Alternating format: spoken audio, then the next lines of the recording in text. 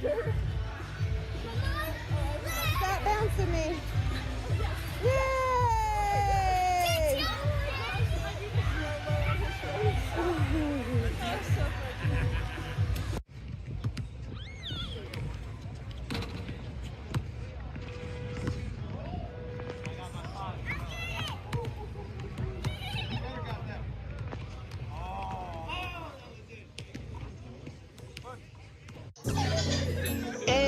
I'm in Miami right now. I'm in Miami right now. I'm in that for your file. I'm on Ocean Drive. I'm in Miami. In Miami right now. I'm in that for your file right now. On Ocean Drive right now. That's on my mama. I'm in Miami. I go to the window, so I'm going to Cali. I said I'm too official. I'm out with them niggas. I said, man, the rapper on the city, that nigga, he wicked. We pull out with them guns, you know me in the real. Well, mama pays, I ain't having ever since that I was real. Yeah, I came up like an eight pack and I will never squeal. Would never ever on my mouth, cause I swear I'm too real. Yeah, I'm in the East Coast, I'm living life for real. Why the fuck you can hate it? I ride to the chill. You gon' really piss me off, and I'ma pull up on the steel. I'ma pull up on the drink, go and get your ass killed. Man, stop camming, cause I'm fucking wicked. I pull up to your city, tell me your location, bitches. You know we fuck that shit. My youngest know you killin', I wanna grind, got money on my mind, no money on my wrist, so I can tell the time. You know I'm rapping the job and I'm trying to eat. All around the world I'm doing shows, I really come to eat. They trying to play on me, I swear I'm doing my shit. One of my time I was poor and I ain't have shit. Every day I'm just riding by the same outfit. I done came up, I'm switching cars, yeah, I'm switching shit. These niggas mad at me, ain't wanna clown me. I'm in Miami right now, I'm off of South Beach. I'm living large, I'm living life. They know me, wanna take my life. Yeah, it's on my mama. I'm in Miami. I'm out there doing this video shooting, going to Cali. I'm on my mama, I'm on my mama, and I'm in Miami right now.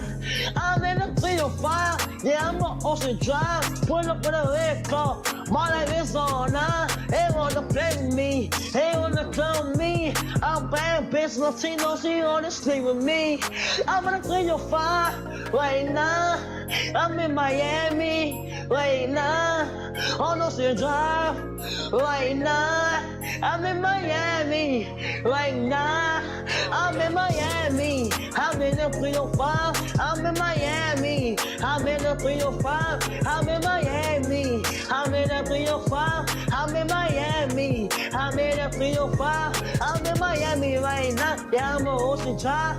I'm in Miami right now. Yeah, I'm on Ocean Drive. Yeah, in the front car.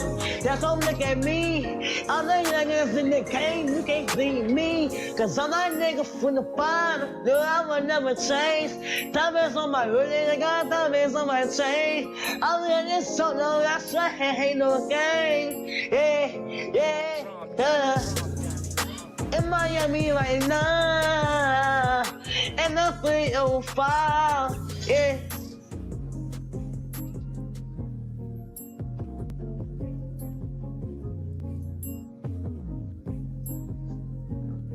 I'm from the streets, bitch. Count one here, this is the racketeering charge. We have the count here of not guilty on racketeering. This is coming in real time. We have count two also coming in here, not guilty. That is the sex trafficking of Cassie Ventura. Count three, we have guilty. Count three is guilty for the transportation of Cassie Ventura. That is guilty. Count four, this is the sex trafficking of Jane. That's a pseudonym. Not guilty. Count five, we have guilty. That is 5 counts. We have a mixed verdict here.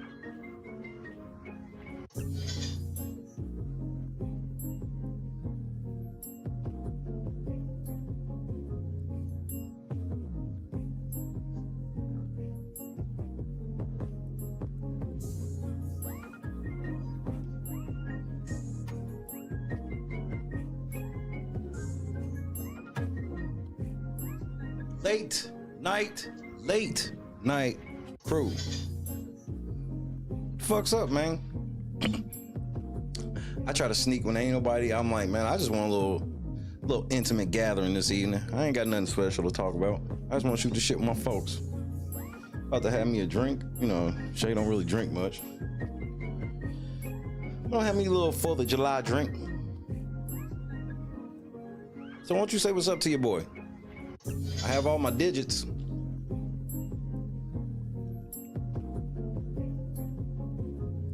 $607 Unc, you prayed for this shit, didn't you? You fucking demonic ass nigga. Man, stop being on evil shit and fucking with voodoo people, bro, cause shit'll start happening to you.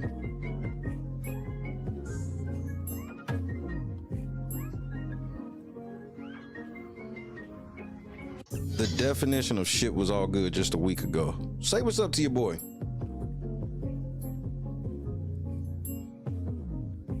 I do got a couple of small things I want to get off my chest, you know, not really to everybody. I just want to talk to whoever's up. Scott Johnson, Javon Barksdale, Ray, Josu, Turtle, Janice, what up? We know Bob in bed. I did it perfectly. I waited for Bob to go to sleep tonight. No, actually I was chilling with Christy. And once I saw she was going to sleep, I said, I think I'm gonna play Grand Theft Auto. Then I said, you know what? I'll see if any of my folks is up. Blowing your hand off with fireworks in a place where fireworks is illegal. It's some diabolical shit.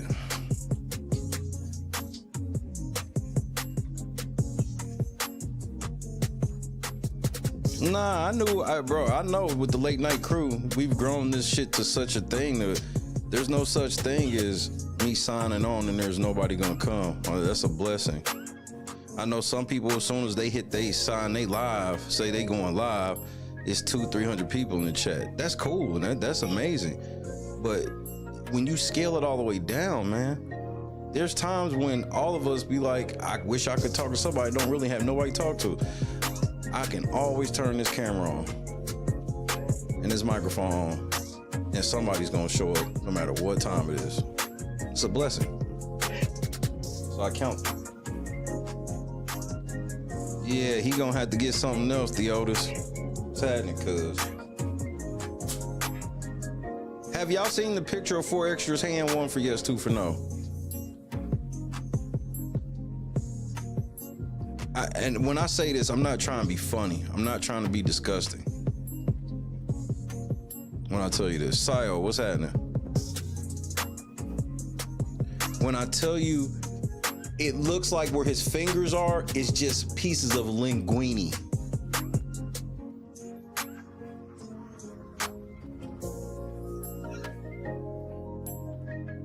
Pieces of linguine, bro. I'm not joking. I'm not laughing. I can't show it, KS. There's no way I can show it. There's no way I can show it on the channel. There's no way. There's no way I can show it on the channel.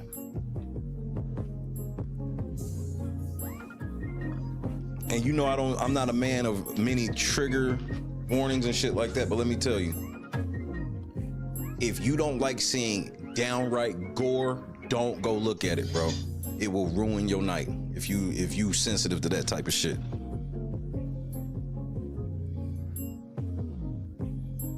It's probably the worst thing I've ever seen as far as somebody's hand.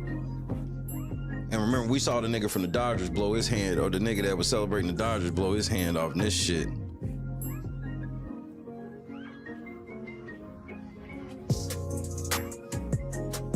If I could show it, I would show it. I ain't gonna sit here and lie to you.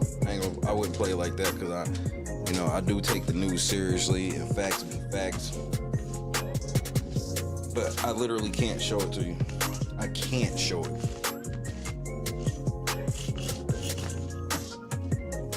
I can't show it.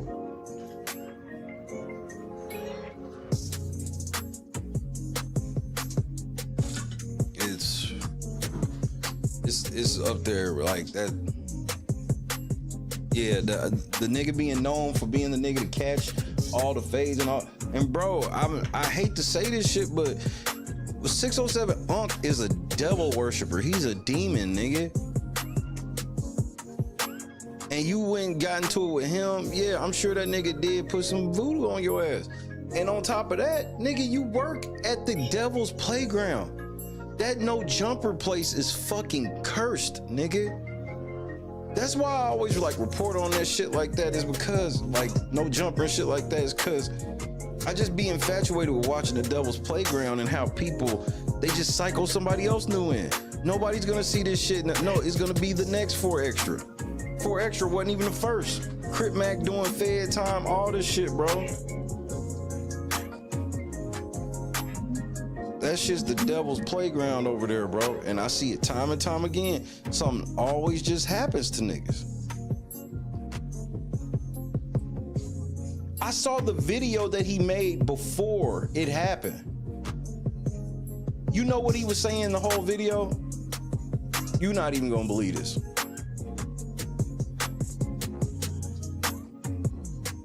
I can at least show you the video of what he was saying before, because it was, I couldn't believe it. The nigga just kept saying, I'm about to blow somebody up. I'm about to blow somebody up. Nigga, on everything, I'm getting ready to blow somebody the fuck up, nigga.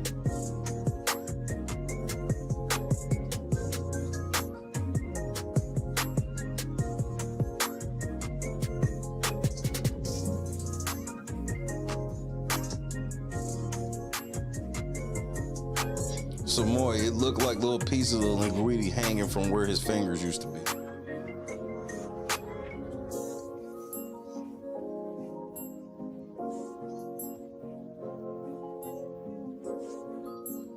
Shit, I'm about to take a shot for 4 Extra, bro. I don't fuck with all them devil worshipers, nigga, but I don't be wishing this type of shit on nobody, bro. I personally don't wish this type of shit on nobody. Yes, it's a rare night. Shay is actually gonna have a drink. Shay don't get drunk, so.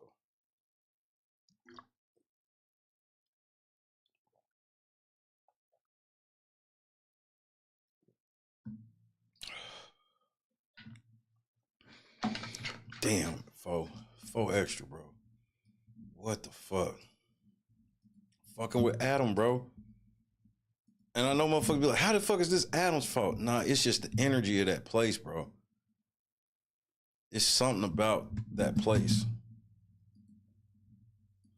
Dead homies, nigga. It's the 4th. I'm about to blow a nigga up. I want to get blown up today, nigga. Fuck. You apparently, nigga, like, I can't believe this is the video. Wrong with a nigga off the back. I'm blowing a nigga up. Stop playing CDs, nigga. I'm throwing them in your house. I'm throwing them at you, nigga. Vernon Avenue, nigga, off the back. I'm blowing your ass up. I'm blowing somebody up today off the back. You know. On Vernon Avenue, if you know, then you know. On Vernon Ave, if you know, then you know. On Vernon Ave, if you know, then you know. If you know, then you know. I'm about to blow somebody else up tonight. I'm about to blow somebody else. Yo. I'm about to blow somebody's house up tonight, bro.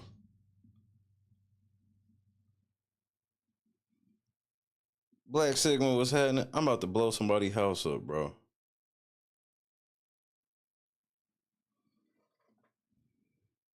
I'm about to blow a nigga up. Nigga, you about to blow you up. Unbelievable. Unbelievable. They said, like a dumbass, this nigga lit the shit in his hand, and do I even need to tell you the rest? You know what I'm saying? You know from there. And I'm not laughing at the nigga. It's not funny. It's sad, but he's a crash out. Like, I've seen, if you've ever seen 4 Extra act for real, or be on the internet and shit for real, there's no way you surprised by this. There's no way you like, man, I can't believe this happened. No. Dead homies, nigga. You are in no way surprised that this shit happened. I want to get blown up today, nigga. Fuck wrong with a nigga off the back. I'm blowing a nigga up. Stop playing CDs, nigga. I'm throwing them in your house. I'm throwing them at you, nigga. Vernon Avenue, nigga, off the back. Oh. Like I told my wife, I said, look, I don't, I'm not speaking ill of the nigga at all. But I told my wife straight up, I was like, if I told you that Beavis or Butthead blew their hand off with a firework, would you be surprised? And she said, no. And I'm like, that's how I feel about 4 Extra. I don't wish this on this nigga. Dion was having it. I don't wish this on this nigga. But am I surprised this shit happened? Jason, what's happening? David, what up, though? Happy 4th of July, everybody.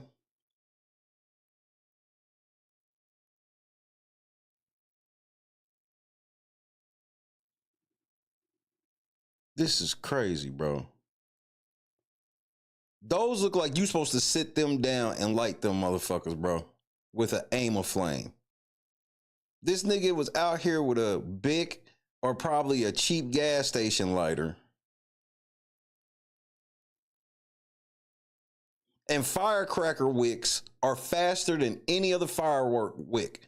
Bro, we've been lighting fireworks since we was like 13, 14, bro.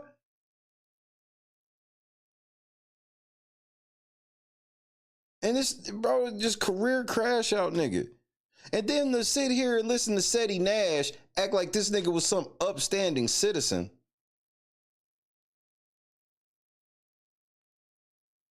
And then for this nigga to be like, how you believe in religion, but you believe in karma. Nigga, do you not know that what all karma is you reap what you sow, which is in the Bible? Like, that's karma, bro. This nigga Shetty Nash is a fucking clown, bro.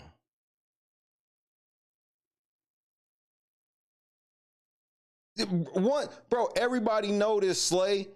You don't light no fire. You can light a lot of stuff in your hand and try to get away with it. You can't light no big boy firecrackers, bro. Them shits is unpredictable. And yeah, the green wick is supposed to be a little longer, but you never know because you see it's not full. It's right here. It's black. And if that black catches before that green, it's pap.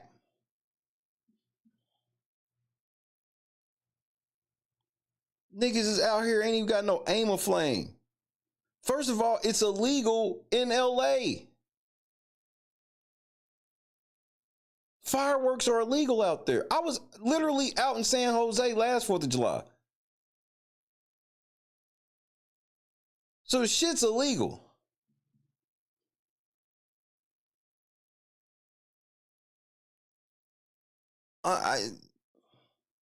Hold on, nigga. You gotta hear what Shetty Nash said, bro.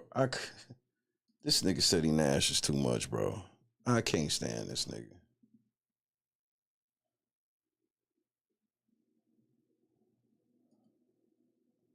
I can't stand this nigga.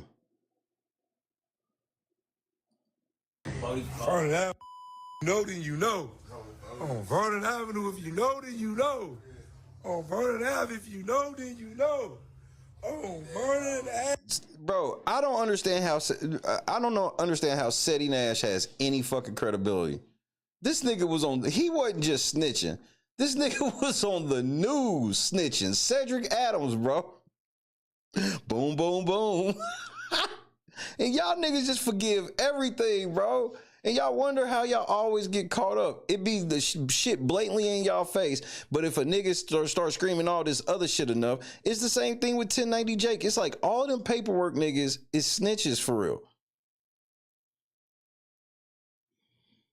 Defy, here you go. If you know, then you know. If you know, then you know. I'm about to blow somebody else up tonight. I'm about to blow somebody else up. I'm gonna throw this to blow somebody else up. I don't know who else I'm gonna blow up, but I'm blowing some. Look, when I was out in San Jose last year,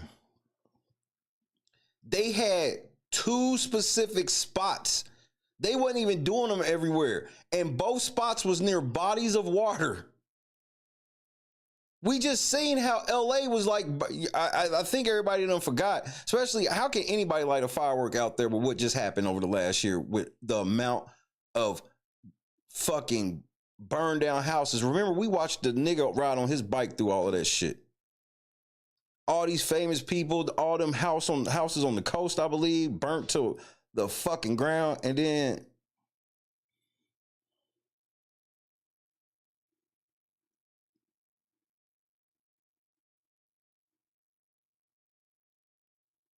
Hey, Sigma, I'm about to hit. I guess you could say it's off topic, but I put it to you like this: there ain't no real topic tonight, so I definitely want to talk about Tisa because this whore is out of bounds. Sigma in the cut one time.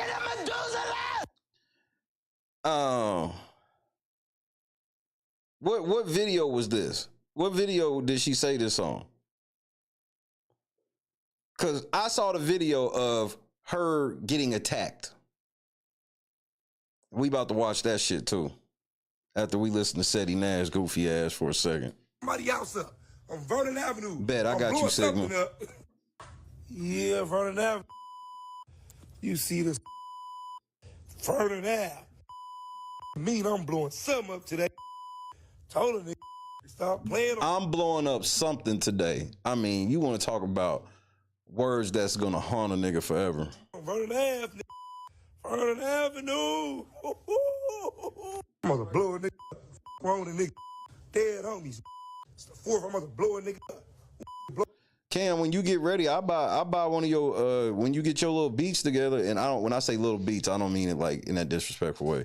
But like when you get your little package of shit together, let me know, nigga. I'll cop. I mean, don't be trying to hit me with no Timberland or Dre prices or Pharrell, but I'll cop. Blowing up today. Fuck wrong with a nigga off the back. I'm blowing a nigga up. Stop playing CDs. And Cam, you gonna have your hoodie and an extra in your package here soon. You choose. I forget the third is off the top of my head, but I did want to mention that one. So fresh on my mind, and we freestyling tonight. I'm throwing them in your house. I'm throwing them at you, nigga. Vernon Ave off the back. I'm blowing your ass up. I'm blowing somebody up today off the back. Very prophetic words, because that's exactly what he did. He said he was gonna blow somebody up. First of all, I don't trust a nigga built like this with these type of dreads, but go ahead. I don't think he meant himself. I can't show y'all the actual footage. I'll put it on Twitter. Go look at Real Seti Nash, but y'all niggas are some lazy editors. Y'all don't even be correcting the auto caption and shit, bro. It's over, bro. It's all over.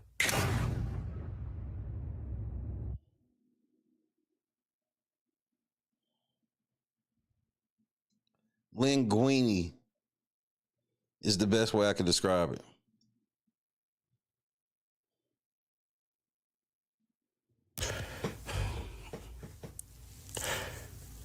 Remember what I say. And I mean this with the utmost respect when I say this. These individuals who did long stints in prison, who are new to fame, their mind has not caught up with them. Everything is new. Everything is exciting. Remember when I made the... No, I beg to differ. No. Let me stop you right there. To be in a gang is a level of clout chasing. Am I wrong?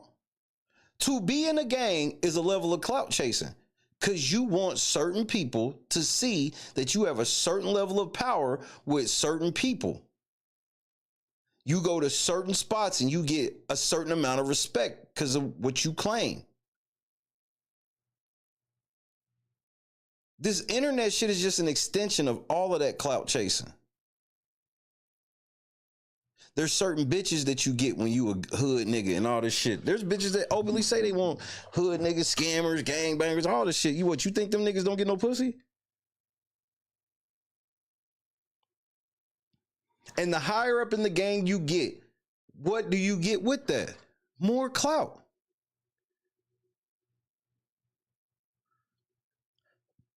Like, I see what you trying to say, Seti, but no, nigga. All of this shit's born in clout. Little Woody video, right? Some of y'all got upset because I said, bro, sometimes y'all don't get it. Like, y'all don't understand. These dudes, and it's not a diss, they're still able to recapture their youth. So a lot of these things are new to them. With 4 Extra, bruh, this ends everything.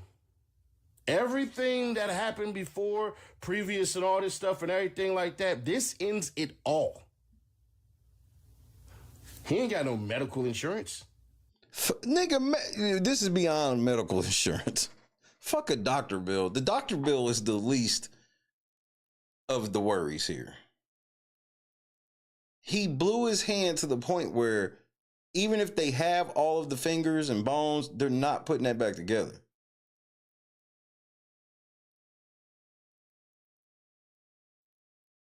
Like, it's over. Fuck a doctor bill. Shit, you can owe the doctor bills and put that shit on your credit if they can save your hand. This is a little deeper than he ain't got the no jumper medical. He lost it all. From here all the way here. He's going to have a nub from now on. A literal nub. He's going to have a nub from now on. His whole hand is gone. And if he's right-handed, I hope he's at least left-handed. Because he's about to be. It's gone. The entire thing is gone. It's no longer. And we can't blame anybody but himself. When you catch her lighting these fireworks, there is a freaking reason why they give y'all the little instant-looking things to go ahead and do this. But that was what was that, an M1000, M80? This is a big boy. We watched this happen. Like, bro, I used to be. I'm just an observer. Like, that's my favorite team. When I was a football fan, and I say the word fan because I don't dedicate my time to watching the NFL for 9 hours a day anymore. But when I was on my super fandom, my favorite team is still my favorite team. My favorite team is the New York Giants, bro. And I literally watched. Yeah, when old boy blew his hand off. Something like this Well, he happened blew his finger off. with a favorite player of mine named Jason Pierre-Paul. Y'all don't remember when JPP blew his finger off in the offseason? JPP, take a look at these photos.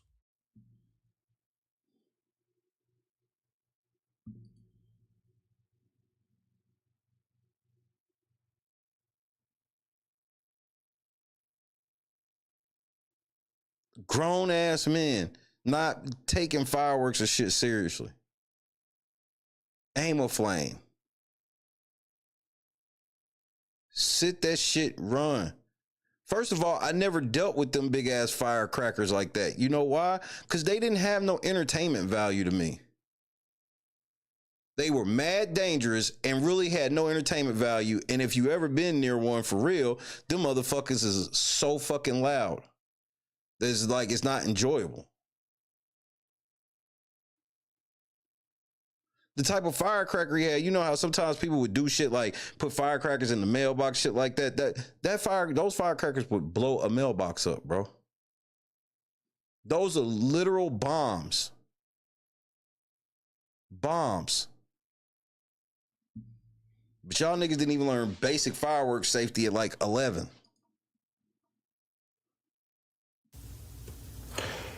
This just happened for extra, big. Except his hand is gone. So now, what are we going to do? He has to put himself in a situation. Oh, said he 100% is a rat. He is. And I'm a nerd. I'm a full-on civilian, but I don't like snitches as a civilian. See, because there's a difference between a civilian and a snitch. Civilians don't have to snitch. See, what snitching really comes down to it is you telling to get something for yourself. Can't fuck with snitches. To where anybody that can fight now has to fight. He has to fight. So the King Pill boxing match, for sure. But he's right hand dominant. He's right here dominant. Right-handed.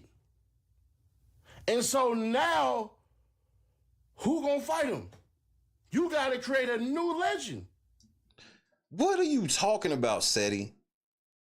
Why are we worried about any of this? This nigga blew his fucking hand off. Do you know the level of therapy this nigga gonna need? And he's thug and he's gangster, so, can't really get therapy, can't really go talk to nobody about it, because you just gotta be, tough with it. I looked at his face, man. And even his face told the story that has to be told. I'm going to support 4 Extra in the ways in which I can. I will. And I'm going to do everything that I can to make sure that, man, I'm helping him out. Nigga, what? Who are you? Nigga, what? So now 4 Extra's your nigga. Then just do it and get off the internet. I hate when niggas do this shit. Now you low-key clout chasing off this nigga. Oh, you gonna do whatever. You gonna pay that big ass medical bill from this? What, you gonna give him a job, Seti? But one thing that absolutely sucks about this whole entire thing is that life is precious, time is not promised, and bodily health is literally a gift. Facts. When y'all hear the beginning freaking story, bro, he happy. He joking, of course. A lot of y'all think, man, he was ready to go hurt. Man, that man ain't ready to hurt nobody, bro. You don't know. The nigga's a literal gang member. In and out of jail. Get right out. He's been a crash out.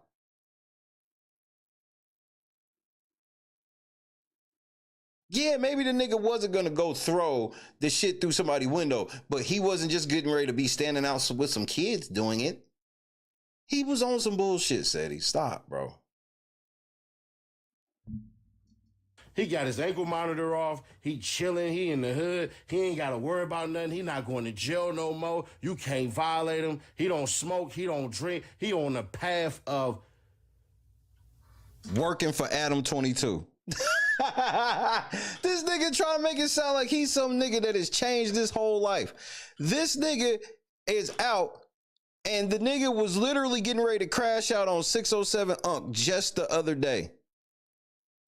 607 Unc was like, I didn't even want to do nothing. I couldn't really do nothing. I had a pistol in my pocket, but he was with like 30 niggas.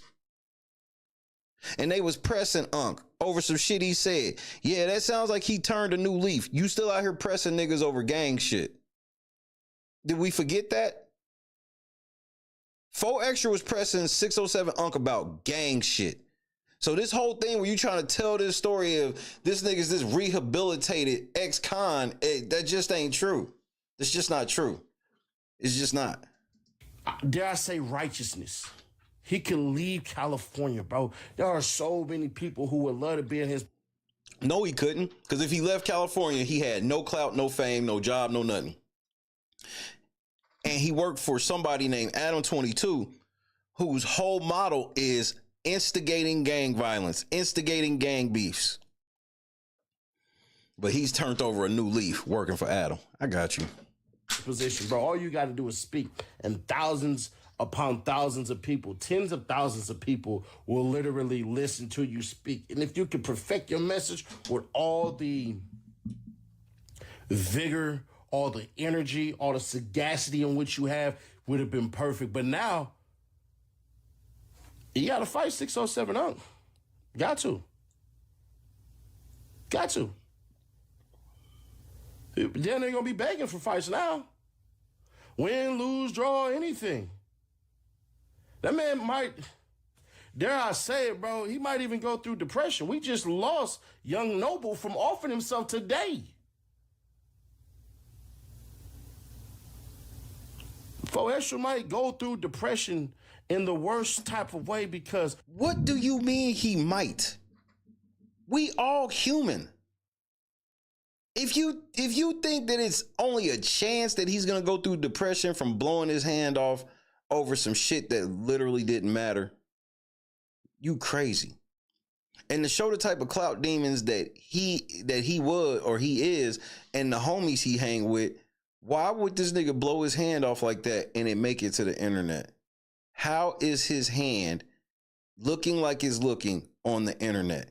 Cause clout demons. Either he a clout demon was like, put the shit up there, or the niggas he was with was like, put the shit up there. How the fuck is that picture on the internet, bro? You saw your mans blow his hand off and you put it on the gram?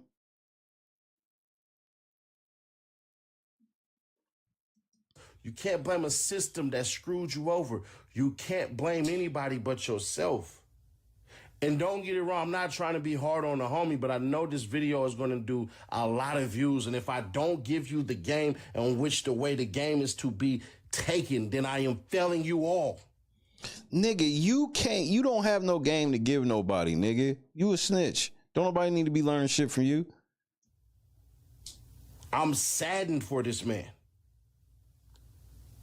My own homies that I know, homies I can call, FaceTime, anything I need. I got homies right now that hang out with him. There's stuff that was in the work and stuff like that. I'll still do it, but it's still like, damn, man. But this right here, this gonna be the end of him, bro, unless he learns how to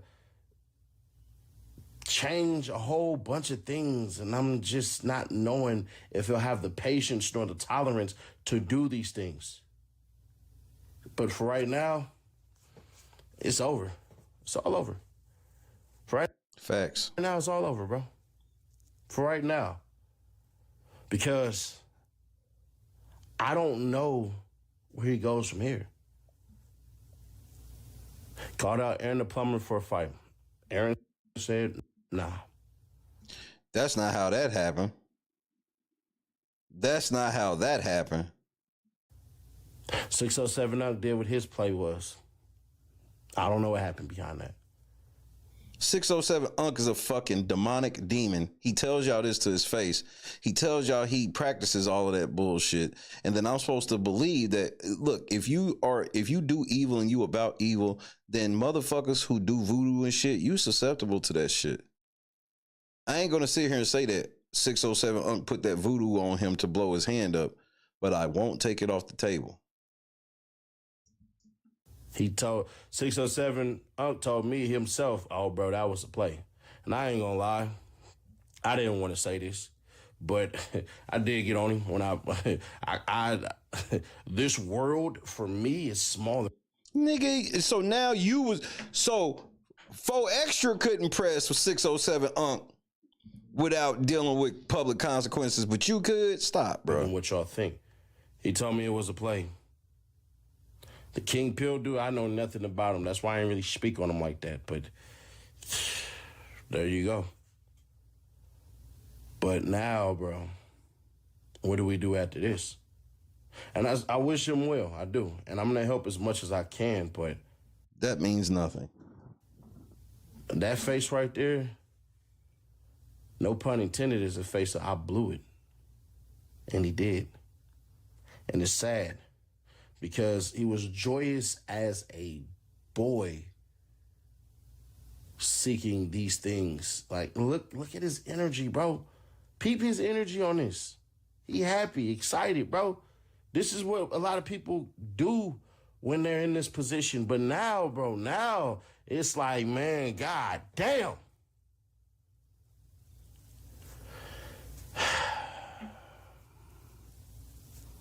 I don't know where we go from here. Y'all drop y'all suggestions in here, bro. Stop crashing out on the internet. That's my suggestion. My suggestion is pretty easy. Stop crashing out on the fucking internet. Stop doing this stupid shit on the internet. What's so hard about this?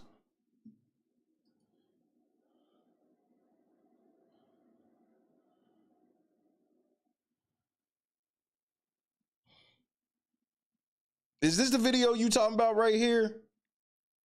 Black Sigma. Is this the one we talking about right here? Gina got paid and now she's on a low budget press tour for Diddy. Is this the one you talking about?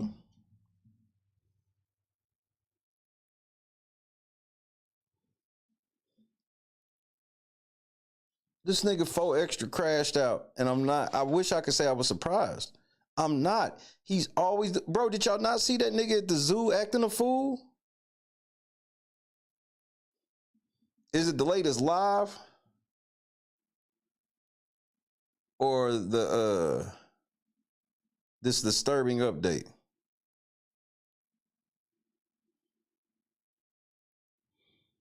Her lying ass. She's a fucking liar. Give me a timestamp on this live, cause I ain't got an hour of Tisa and me. She's a liar. It's hard for me to really listen to these internet liars. This bitch sat here lied about the whole fucking case. Is still lying. She's a lying bitch. And then once I saw that a nigga called her out to her face about her lying, and that bitch gonna turn around and go, he's out here attacking, he's out here trying to bully women. I can't stand bitches who try to claim that you bullying women for holding them responsible. I ain't even talking to all women. I'm talking to you. You ain't all women. And ain't nobody bullying you and no shit like that. You lied, and niggas want to know why'd you lie. And it's simple, money. You see why she lies? 14,000 likes, 600,000 subscribers, 157,000 views. Everybody be believing her fucking lies, and the bigger the lies she tells, and they never have to come to Jesus. That's why they all have skipped over the fact that they were wrong, and all of a sudden are talking shit about, oh, his bail was denied, which they not even telling the truth about the bail being denied. They won't even tell you the truth about that.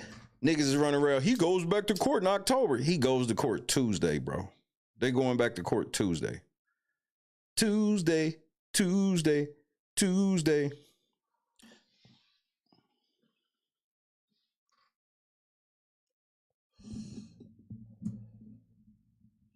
I'll let some of this rock until Black Sigma tell me. Hey, what's up, guys? He's still facing charges, and he's facing a. See, this is the word games that people are playing. He's facing 20 years. Well, technically, he's facing 20 years because 20 years is the maximum. Only problem is he's not eligible to get the maximum. That's why the feds only ask for 5 years, because they know he's not eligible to get the maximum, because Diddy ain't a convicted felon. See, you got to have, like, there's something called sentencing guidelines. And Diddy meets the lowest threshold because he ain't never been locked up. But we all know how it is with rich people in jail and shit like that. But all of a sudden, when it came to Diddy, that didn't count anymore.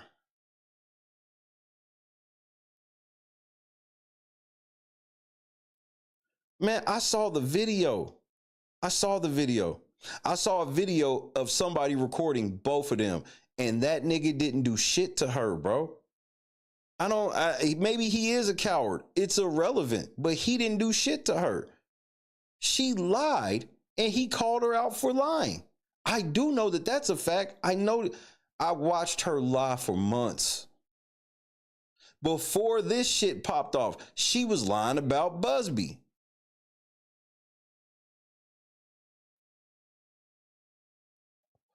I saw the shit with my old eyes.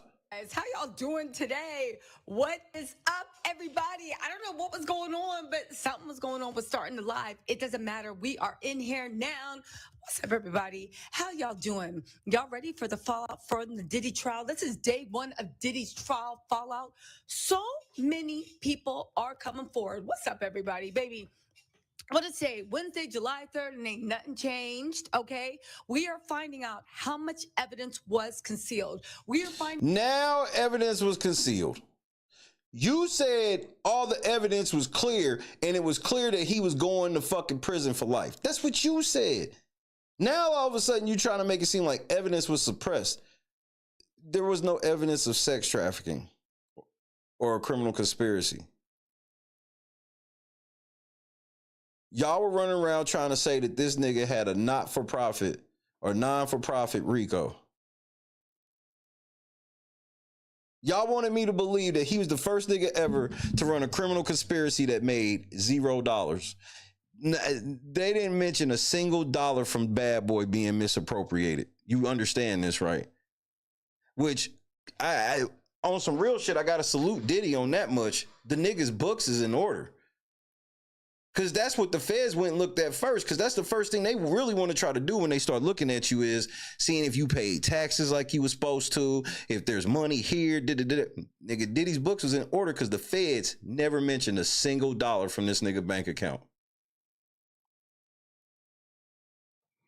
Just remember that. Finding out how many people knew Lennox, what's up? what was going on. Diddy's inner circle is breaking the silence and shutting down all the idiots saying, oh my God, you can't go to jail for being freaky, and are letting everybody know what Misa Hilton Brim told us in her IG live. None of his inner circle is talking to y'all niggas, exposing. I saw his inner circle. They were all dancing because they happy he coming home. But now his inner circle is telling y'all that he really should have did life. Stop, bro. It's never ending with y'all niggas and the lies y'all be telling. In her IG stories years ago, there's something very wrong with that man. We're also looking at all the weirdo, right? Weirdo, clout chasing, weirdo celebrities that are, sorry guys, just trying to get this. The weirdo, clout chasing celebrities, okay? That's you. And I don't even say clout chasing, but people that are excusing. You guys, I said this last night and I'll say it again. Take a look at every MFing celebrity coming out trying to act like it wasn't no Rico, as if this man wasn't shown to be the devil himself. Take a good look. And let's say that Diddy's the devil himself. Let's say I give you that. Let's say Diddy's the devil himself. That don't mean he's guilty of a RICO. See, this is what I try to explain to y'all from day one, where I'm like, I have my personal feelings about Diddy and how I feel he moves as a man and as a person. I think the nigga's a weak ass nigga. That's why he be getting with girls where he end up putting his hands on them and shit. Think he a weak ass nigga. I think he a beta ass nigga. I do think he be on that toxic lover boy shit. Mad love bombing, but get real irate and shit. But that's irrelevant. I think he did a lot of his artist dog. All types of shit. But because I think a nigga's guilty of one thing doesn't mean I'll put crimes on him that he didn't do. Because that's evil. That's satanic. You have to trust God. That God will handle it. You can't take these matters into your own hands and be like, well, since I know this nigga's guilty of this, then whatever we can make this nigga guilty of, we'll do it, even if he didn't really do it. It's just that simple. It's not about being pro Diddy. It's about doing what's right. The nigga did not commit sex trafficking. We have never heard a case of sex trafficking sound like this ever. I played y'all sex trafficking lawyer himself say, usually sex trafficking is something totally different. Girls don't have access to their own cribs and phones and money and all this shit. They getting threatened to get murdered. Their families are getting threatened to get murdered. Some real shit. The great disservice y'all did to the thousands upon thousands of women that are actually trafficked was gross.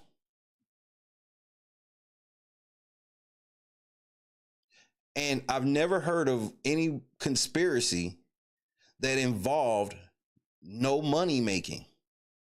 Cause it ain't like, at least we kind of understood what they were saying with the YSL shit, because them niggas had street ties and were a gang, but their whole thing was they changed from young slime life to young stoner life and went straight with the shit, which we could argue that all day. But at least that RICO charge made some type of sense. They couldn't point to a single dollar that Diddy made from this. So what's the conspiracy? He employed $1 billion company so he can have two of his girlfriends get fucked by some men. That doesn't even make sense. That makes no sense. And take notes, okay? Because at the end of the day, I've been hearing this shit about the feds getting ready to bring more charges. I don't think y'all understand how the feds work, bro. They not getting ready to fuck with this nigga no more. And all these people, everybody speaking on what the feds is getting ready to do. How does anybody know the feds is leaking what they gonna do to who? To niggas on it, because all I've heard is niggas on the internet say this shit and other people saying shit where there's no evidence of this. There's no evidence at all. Niggas, why ain't niggas reporting that he go to court Tuesday? Are y'all just gonna pretend it didn't happen? It's satanic if you knew the truth about the trial and still want him in prison. It's straight up sadistic. It is. And you can't convince me with the whole, well, he's guilty of this, then put him in jail for that and we can talk. But this thing where you feel he's guilty of one thing, but you want to put him in put him in prison for life for some shit he didn't do.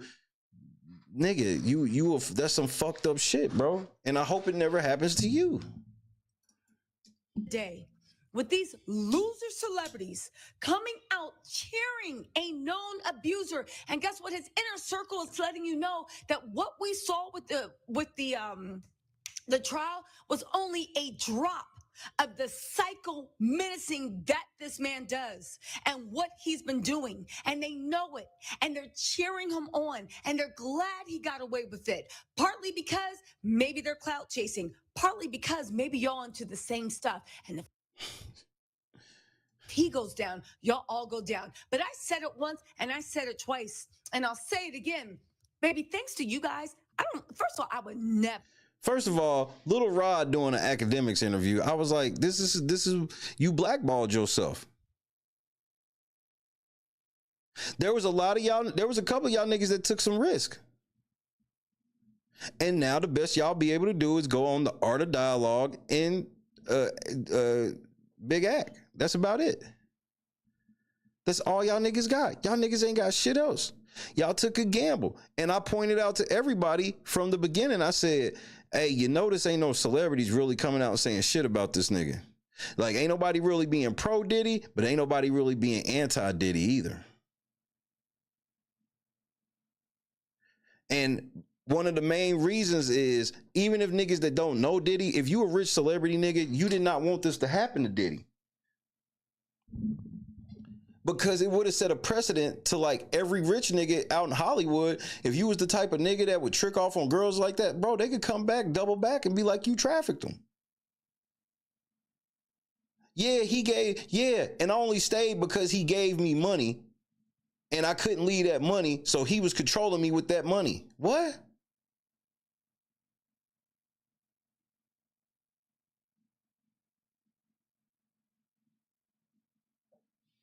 And we can see all of this with Diddy. And here's my favorite part with these people.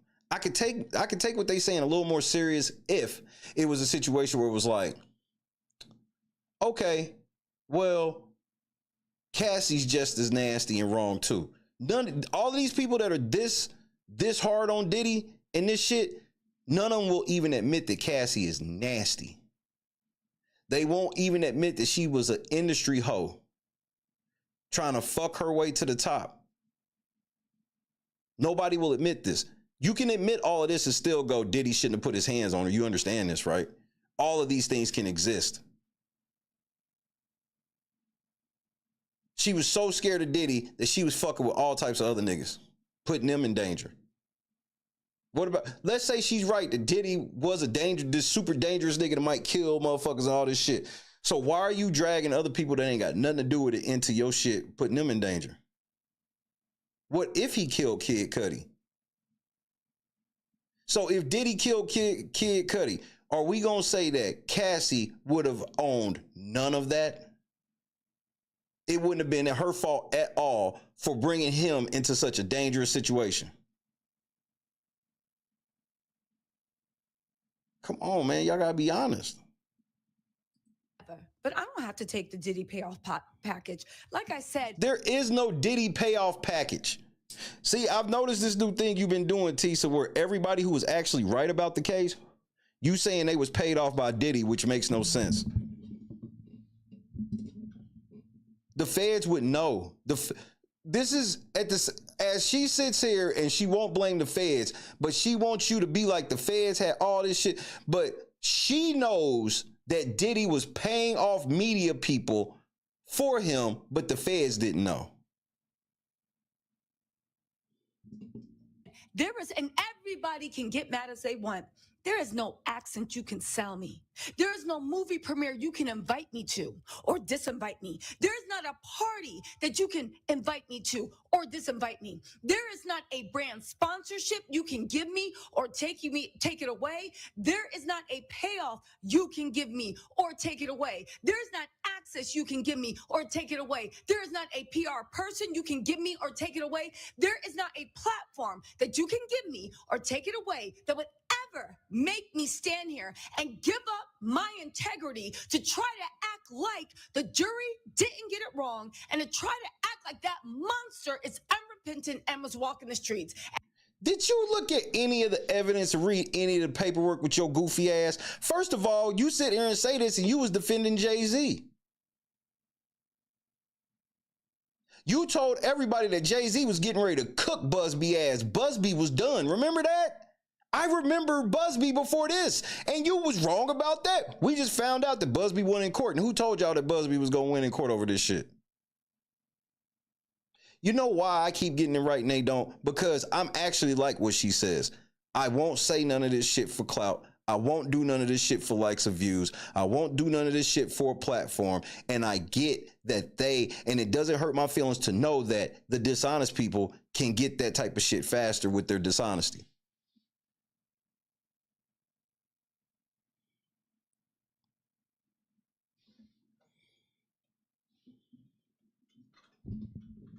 Oh, she was.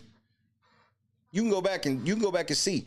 She said that Busby was going when the whole shit popped off, when the shit jumped off with Jay-Z, that case with Jay-Z, but with Busby, and it was Jay-Z and Diddy. Which Jay-Z, unless you can prove me wrong, paid that shit off, but you can't prove me wrong. I can't prove it to be right, but you can't prove me wrong. You can't prove that Jay-Z didn't pay it off. I'll just tell you that it was mighty funny that Busby flexed on that nigga, then all of a sudden Busby was like, you know what, we'll drop it. And then the case got thrown out. Because whenever a settlement happens, don't nobody have to announce the settlement.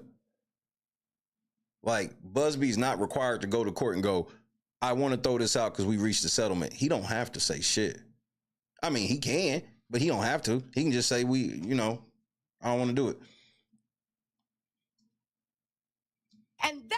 And the jury got it wrong. We're going to see what the jury say right after you get done talking, because the jury has spoke out a little bit. It's my official statement on Diddy. Daniel Berry was happening. And the losers, the celebrity losers, I don't care what movie I've seen you with. I don't care what song I danced to that you made. I don't care what club you DJ at. I don't care who you are, what you have, how many Birkins you have, how much money you have in that bank account, how many pictures of you on that red carpet. You obviously care. Still garbage, and you don't have any integrity. And that is the best case scenario. The worst case scenario is you are scum, like the person you're standing by. And I hope that karma. See, she's talking like she ain't got no nigga in her family like this. Publicly denounced any man in your family that's put his hands on a woman. You won't. So this whole thing where you trying to play this high horse of you would never be by the side of anybody that would do any of the shit that Diddy did, that's a fucking lie. If it was your daddy or some man in your life that you love, you wouldn't sit on this app doing this. So that's why I don't buy none of this. That's why I don't say shit like that, because you don't know what this fucking scenario is.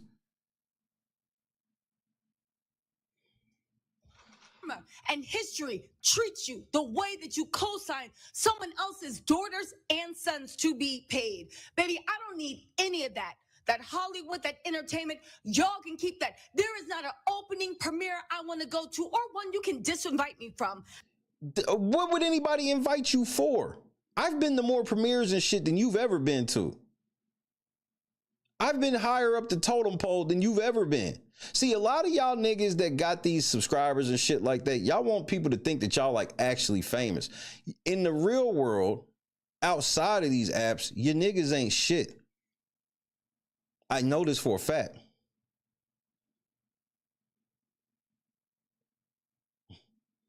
Like, you ain't never been invited to shit. What the fuck would they invite Tisa for? Your channel's called Tisa Tells. Celebrities don't like being around people who tell shit. I don't care. Sure. This is my family. This is where I belong. This is my community. And y'all can keep that demonic mess over there. And baby, what we saw Your lying is demonic. happen outside of the courthouse was demonic mess. It was some Sodom and Gomorrah demonic mess. And you know, listen, I joke around. Do you know the story of Sodom and Gomorrah? That's what you saw outside the courtroom? Was that? A couple people spraying baby oil was full on Sodom and Gomorrah. You sat outside that courtroom looking for clout, looking for views, looking for subscribers, looking for AdSense based on lies you were telling. So whatever demonic shit you trying to say was out there, you was part of that demonic force as well. Money is the root of all evil. So for you to be out there doing evil for money, that's par for the course. But I'm not one to be like, this is like evil floating around. I have to come home and take an Epsom salt bath and soak myself in some herbs. It was some weird, evil mess. You had to take a bath in some Epsom salt and soak yourself in some herbs.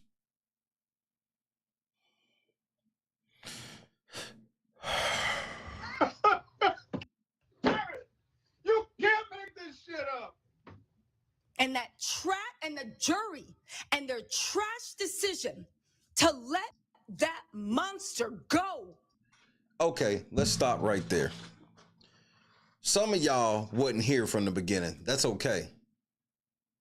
But all of y'all that was here from the beginning, when I pointed out that the YouTubers was lying, what the fuck did I say they were going to do as soon as they were proven to be liars and got this whole case wrong? What did I say they was going to do?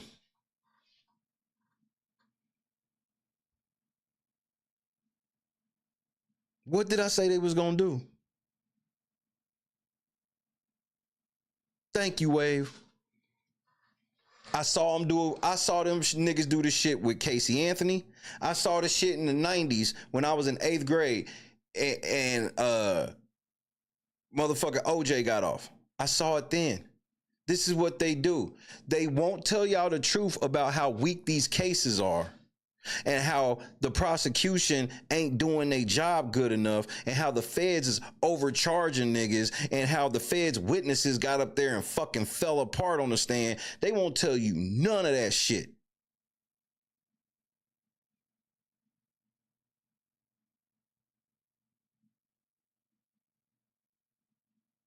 They had a full-blown racist cop on the scene for the OJ shit. And y'all blame the jury. Even though I told everybody from the beginning, when people was trying to tell me how they knew that niggas was going to get found guilty, and I was like, look, y'all got to understand that in jury, and I've actually been on the jury before, so I know this to be a fact. You can have your personal feelings, but the judge is going to structure the instructions in a way to where your personal feelings cannot get involved. And if you do sit in the jury room and say, I don't give a fuck what the evidence say, blah, blah, blah, y'all are instructed as jurors to snitch. So when the motherfucking one juror was talking that one shit, what did the whole jury do? Snitch. They went straight to the judge. Hey, this nigga talking about he ain't gonna follow the instructions. Cause nigga, you can get in trouble for that. Being on a jury is a real responsibility. And this flippant way that y'all niggas who ain't never even sat in a fucking courtroom, bro. Most of y'all niggas ain't never even watched a trial from beginning to end. Y'all have watched coverage of trials, but y'all niggas ain't never went and watched fucking trials, watched real testimonies and shit like that. The most courtroom action y'all seen is the SVUs where a nigga actually get locked up and have to go to court. That's it. That's y'all versions of seeing court. I told y'all niggas they was gonna blame the jury. It's almost like your boy can see into the future. Because you felt sorry for his mama. And I'm not gonna lie, I was sitting in court, saw his little mama creeping apart. I felt bad. She looked like my grandmother. I felt bad. I felt bad. But didn't you help spread rumors from the beginning about his mama saying that she was involved in some of the freak offs too? Wasn't that you? Because it was multiple. Remember when motherfuckers were saying that shit? Y'all don't remember that? Y'all don't remember where in the very beginning they were saying that Diddy's mama was involved in some of the freak offs? Now you feel bad for her. You feel so bad for her that you lied on her whole family. Right. I got you. For those cute little kids, but I had to check myself and say, like, no, it's not my burden to carry. The person that should feel bad and guilty is that demon father, because he did this, but we see how he did it. Interestingly enough, and I do want to say this, we're all playing Monday, what do you call it? Monday morning quarterback, goofball. Morning quarterback. Is that what they call it? Right? Tell them watch sports. We're all Then why are you using the sports analogy? playing Monday morning quarterback. What the prosecution could have did, what they couldn't have done. Okay. Well, I was not playing Monday morning quarterback. I said the shit when I read the indictment.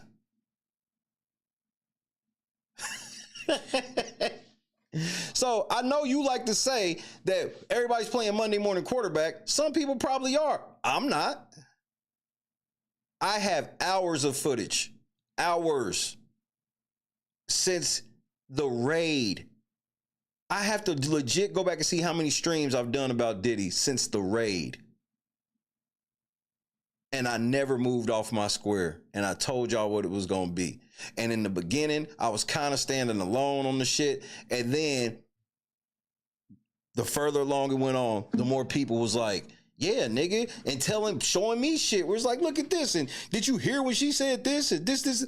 Right. Because people with brains and people who know how law and shit work, they knew that this case was weak as fuck at best. When they did the jury makeup, I said, how many of these are, and I saw it was like 4 men over the age of 50. I was like, they ain't getting no fucking sex trafficking charge on this nigga. Cause all these old school niggas are gonna hear this be like, so these bitches was gold digging, let niggas piss all in their mouth and everything cause they was getting all this money, they was getting their rent paid and all this shit. Now he ain't paying their rent no more. Now they was trafficked. That's what they heard, just so you understand, Tisa. That's what them men on the jury heard. They heard when that nigga get up there and go, yeah, Cassie asked me to pee in her mouth. She said that. Cassie picked the niggas that she wanted to fuck. And these wasn't no bum ass niggas. Maybe I could give it to you some bum. No, she was rolling through a Rolodex of 5-star niggas that a lot of bitches want to fuck. That's why they have the jobs they have. You can't get them jobs unless you a nigga that a lot of bitches would like to fuck. That's what it is. And she was paying these niggas. And they even testified that Diddy would come in at some point, meaning that the nigga would be in there fucking her, putting on oil and all this shit, fucking her before Diddy even got in the room. Did you not hear that? Then jurors heard Cassie go, I never thought I could cheat on Diddy because we weren't married. There wasn't no ring on my finger, so I didn't figure none of the shit I was doing was cheating. Spoken like a true whore. Only whores say shit like that, Tisa. I'm sorry. The great disservice y'all do to all these great women out here. These great women that see that it wasn't like only men. They're all good women saw this bullshit that Cassie and this girl was trying to pull. You know how many real victims of some shit that have gotten past that shit would never accept $20 million from their abuser?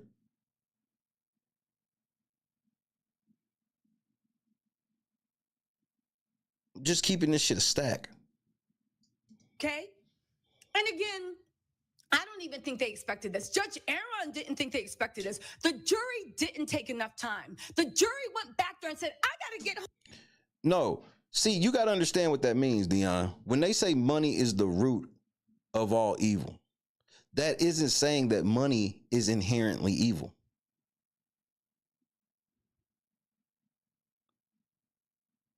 But when you start talking about like entertainment and stuff and the shit she does and all these things, you understand, because this is where you can realize where it's the root. A lot of times when you catch people doing trifling shit, they will tell you to your face that, well, it was a check. What was I going to do? Turn down this money? What was, you'll hear other people sit and see somebody do some dirty shit, be like, well, I understand, you know, you got to get that bag. No, you don't. There's good money, there's evil money. But at the root of a lot of this evil be money. That doesn't mean that money itself is inherently evil. That's why it doesn't say money is evil. It says for the love of it. For the love of money is the root of all evil. Not just money. It's the emotions and what you'll do for it that makes things around it evil. You can make a lot of money in this motherfucker without being inherently evil. But sometimes it ain't in the books for you to get that good millionaire money. Sometimes it's written in the books for you to live your life square and just have paycheck to paycheck bread. But you can change that. You can start doing evil, and then the evil could have you lined up for some big paydays.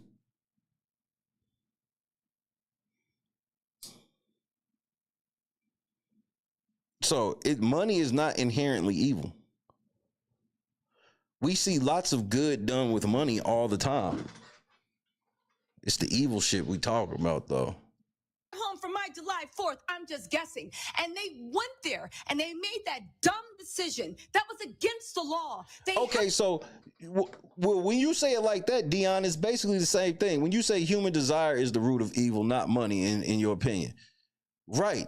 That's where the human desire is, for the love of it. So yeah, money itself is not the evil. Because we see people do evil for clout, which ain't even a currency. Because a lot of people feel like if I get enough clout, then what's going to come from the clout? Fame and fortune. Have them for distribution. I know the idiots want to be like, Diddy ain't no drug dealer. Dummy. Nobody said he was a drug dealer. Well, that's what distribution is, idiot. You didn't go read the law. See, I went and read the actual statute on drug distribution. And yes, that's why you only see drug dealers really catch that charge.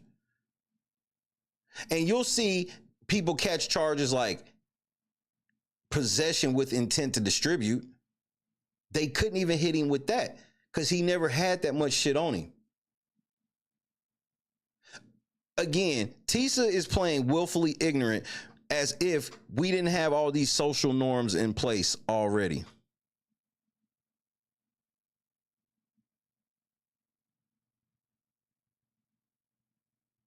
These social norms have already been in place to where we know that distribution generally is a drug that we haven't heard of anybody getting convicted of this type of shit.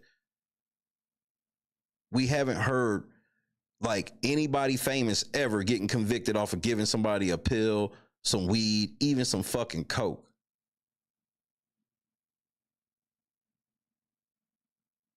But now all of a sudden when Diddy popped up, we pretend like this was a normal thing. That, you know how many people are sitting in jail over this? Do you? They said that he was distributing drugs. But in America in 2025, there are no laws. There are no vibes. If Diddy was somebody working at IHOP, and no shade if you're working at IHOP, but if he was somebody with no money, no access, no influence, do you think the jury would have did that?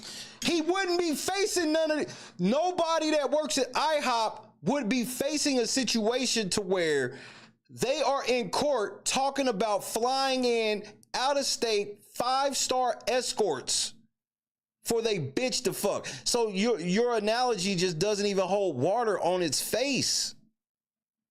A nigga at IHOP can't get Cowboys for Angels for his bitch. A nigga from IHOP can't have a whole hotel. You know why Diddy ran down that hallway? Because he probably knew that he had the whole floor.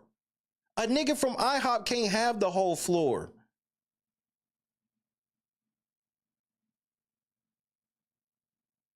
A nigga for IHOP got bodyguards? Like, what are you talking about, man? You just saying shit. No. I think they got starstruck. Or, and that's the best case, or at the very least, like Luella said, they don't care about women. But women.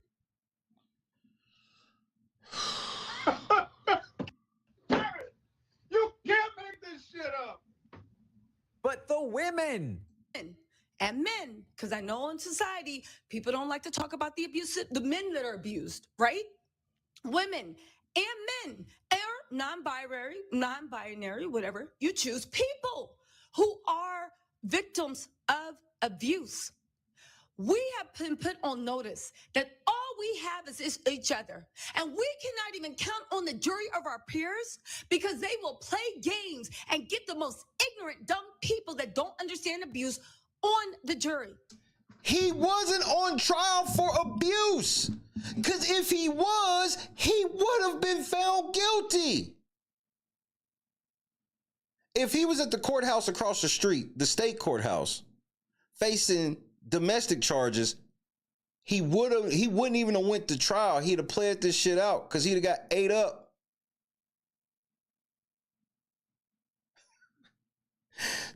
This proves what I said. She wanted the jury to find him guilty because of other shit she don't like. He wasn't on trial for abusing women. Critical was happening. Holly was happening. So you've been put on notice. We're on our own. Write that text to the monster that's abusing you. Chronicle the abuse. Write the text. Don't mince around words. Don't walk over somebody's ego. Write that text. Put in dates, times, send pictures. This is what you did to me. We are on our own, and let that be known. Start standing. You see this right here? You definitely on your own. This is why you still single. You a boss bitch with this boss bitch attitude that want to sit here and try to act like bro, this wasn't a case about like women. This was not a case about protecting women. This wasn't.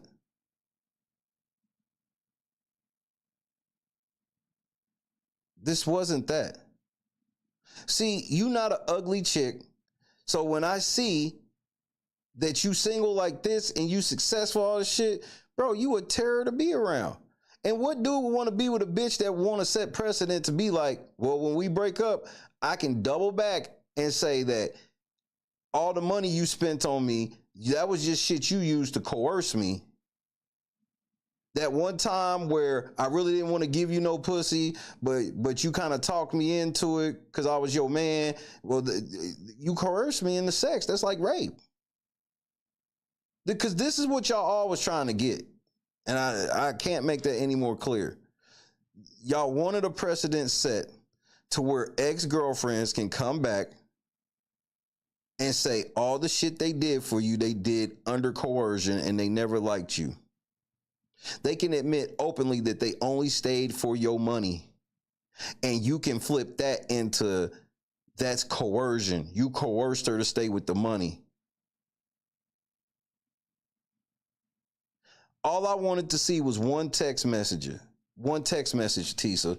I wanted to see one text message where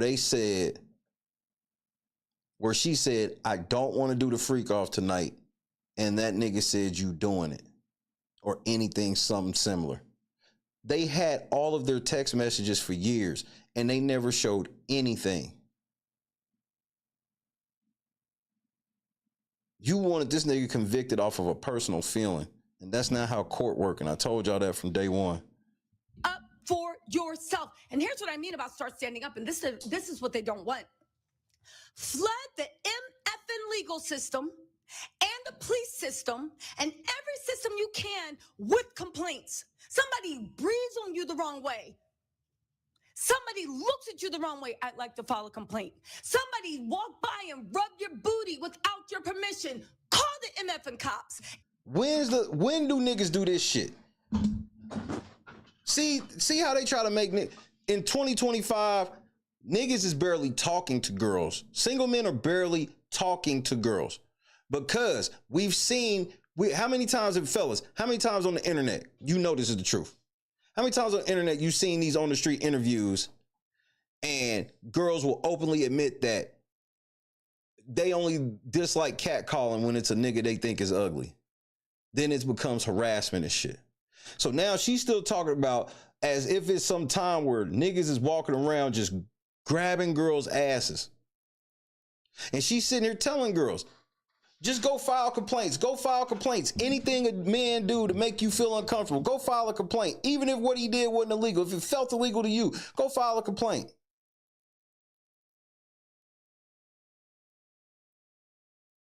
This type of shit is why women who really go through abuse, it's hard for people to believe them. Because of shit like this. Y'all dirty, bro. It's essay. Y'all want us to take a stand? Y'all want us to start, you need to take responsibility? Mofo, you don't want to live in a world where we take responsibility for your actions, because that looks like a lot of people losing a lot of stuff. There's been this weird social construct where the weak have to walk around, and when I say the weak, I'm saying they're calling us weak. We have to walk around people. What is this us shit? We talking about Cassie and 50 Cent, baby mama. There's no us. People's ego. Oh, that's just the way it goes. Y'all want a rule? Y'all want a world where if you didn't say something, prepare to start losing every MF thing you have. Stop showing these people mercy. Oh, he only hit me once. Should I send him to jail? Send that mofo to jail. Because if you show him any ounce of mercy, you'll come back the way Cassie did.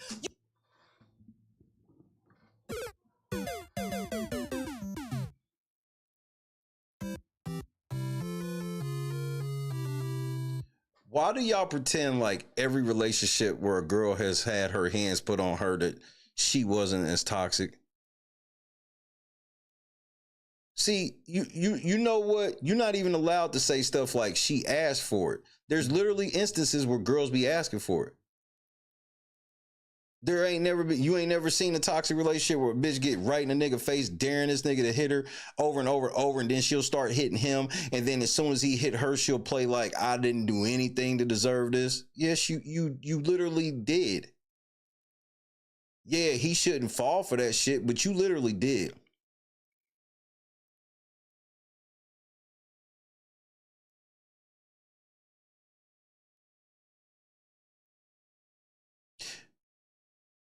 And then on top of that, there's lots of girls who put up with a lot of shit that they shouldn't put up with, that they don't like, for money. That takes away a lot of the shit for me, because you have let it be known that there's a price tag that you're willing to accept for this level of abuse. Because there's lots of women who would never put a price tag on the abuse because they wouldn't give up their soul like that for money. You see the difference?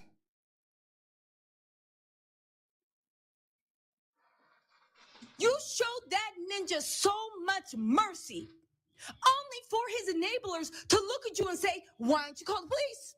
Why don't you call the police? If you're getting beaten up, why don't you call the police? Because she admitted it. They asked her, and she admitted multiple times that she couldn't afford her lifestyle if she left.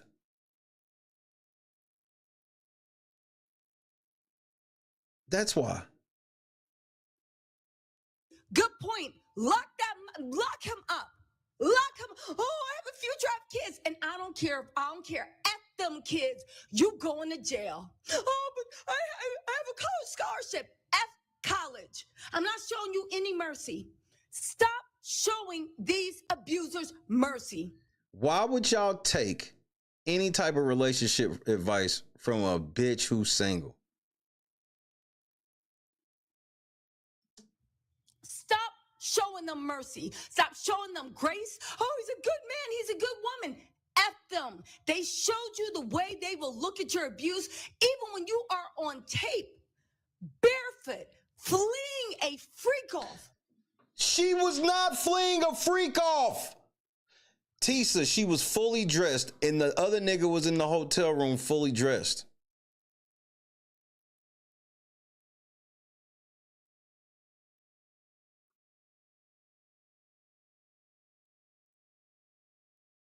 And then after that, she left and went to her apartment, to which Diddy went over there to try to talk to her, and she wouldn't let him. Remember, he paid rent over there. He could have just kicked the fucking door in and could have really beat her ass. Like, it's the misinformation that you're doing on purpose. This is on purpose. The animal comes running after you, still in heat, still with the smell of sex on him. Nobody was fucking. Nobody had sex, Tisa. So no, Diddy wasn't running down the hallway smelling of sex.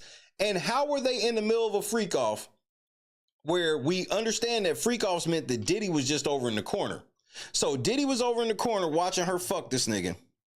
And then she stops fucking this nigga. And then Diddy watches her get fully dressed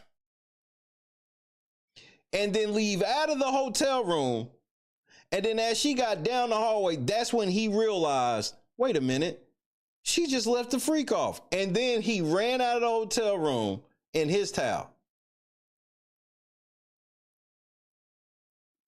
That doesn't even make logical sense. With some Bob the Builder socks and beat you down and stomped you out and then dragged you back to the freak off. There was no sex. Stop lying. This is y'all law expert. She sat outside the courtroom because she's pretending that she's really paying attention to this shit when it's just so y'all think she is.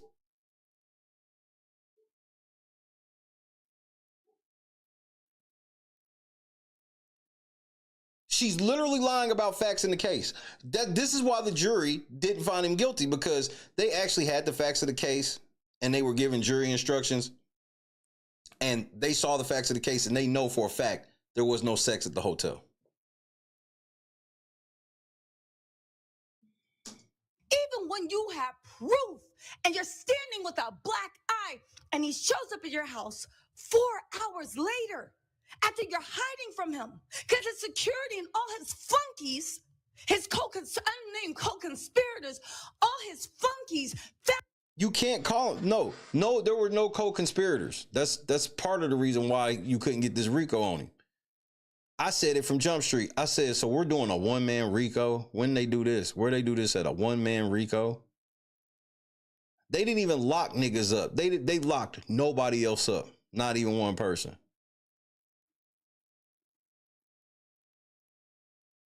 They gave these people these weak ass levels of immunity where they wanted people to testify, and people was like, well, I don't want to testify because I don't want to say nothing that could possibly incriminate myself, which that can mean anything. I mean, I know you'll take that as anything, but there could be little bitty things that the prosecution will turn around and flip on you, even if it ain't got nothing to do with Diddy. So it could have been anything. Nobody was even arrested for $1 billion criminal conspiracy. They only felt the need to lock up the head nigga. You've never heard of this. Found out where you were because he put you in a circle where you thought you had friends and they were just doing it for a check. And he shows up at your door with a hammer, banging it in so vicious the neighbors called the cops. And then splits your best friend's face open with a hanger. No. They proved on the stand that shit didn't go down like she said.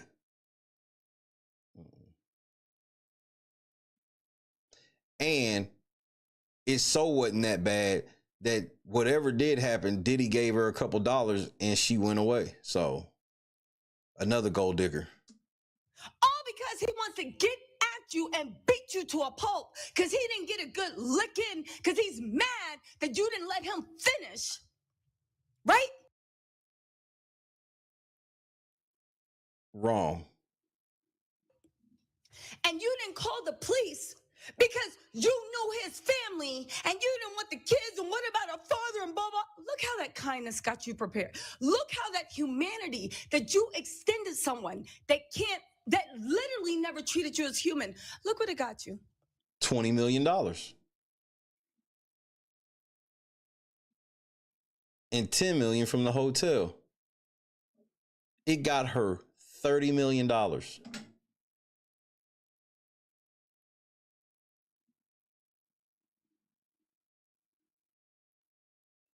Because when she got out of rehab that she went to, because, you know, she was hooked on drugs after Diddy,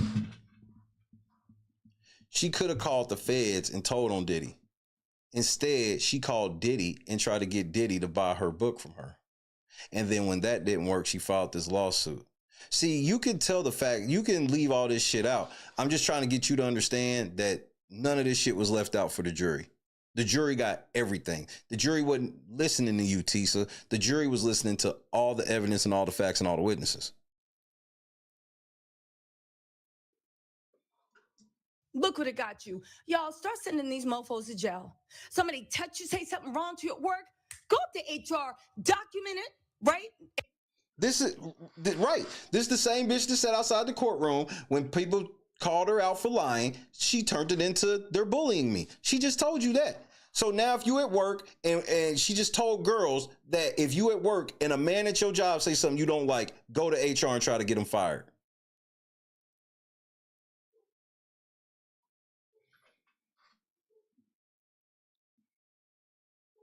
She wanted this precedent set to where bitter ex bitches like her could come back and steal all your shit.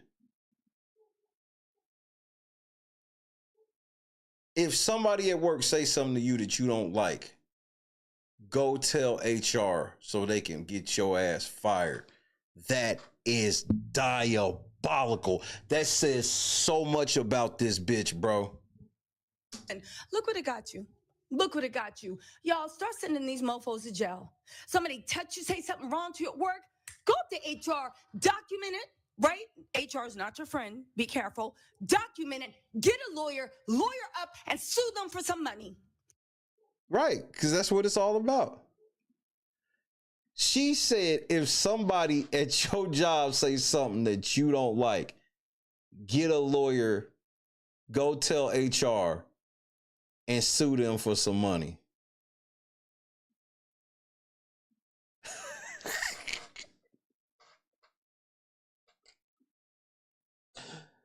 And why? Because she's sending women on a mission to do men dirty. Because all men ain't got shit to do with Diddy. This is between Diddy and them two bitches.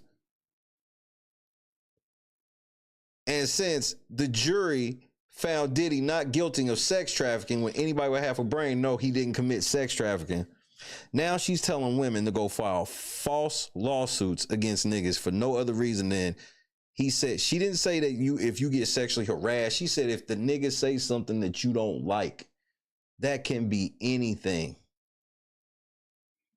That's all they gonna put you down to. Oh, you just a gold digger. You just want money. You MFing right.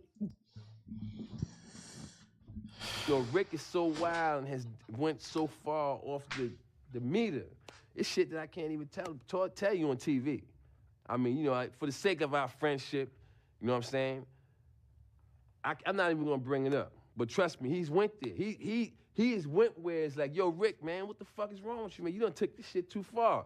And his response is like this: there's no such place. Darkness. Let's go to the abyss, nigga. I'm not with it, man. I don't want to go to the abyss, man. You know what I'm saying? Rick wants to go to the abyss. In fact, he dwells in the abyss. Rick James dwells in the abyss, okay? And he wants company. sometimes, you know, and for some reason he likes to reach out for me whenever I'm around. When he wants to go there, he will reach out for me to try to take me to the abyss with him. And I'm not with it, man. I'm not with it. And that's when we end up, you know, tussling or whatever. You know what I'm saying? You know, I tell a lot of men that, like, y'all gotta hold on and keep separating yourselves from, like, the toxic men where girls sit on the internet and see, like, these toxic niggas and, like, but women, you gotta understand the flip. It's women like her. This is why some niggas be cheap and whatnot, because they protecting themselves from these bitches.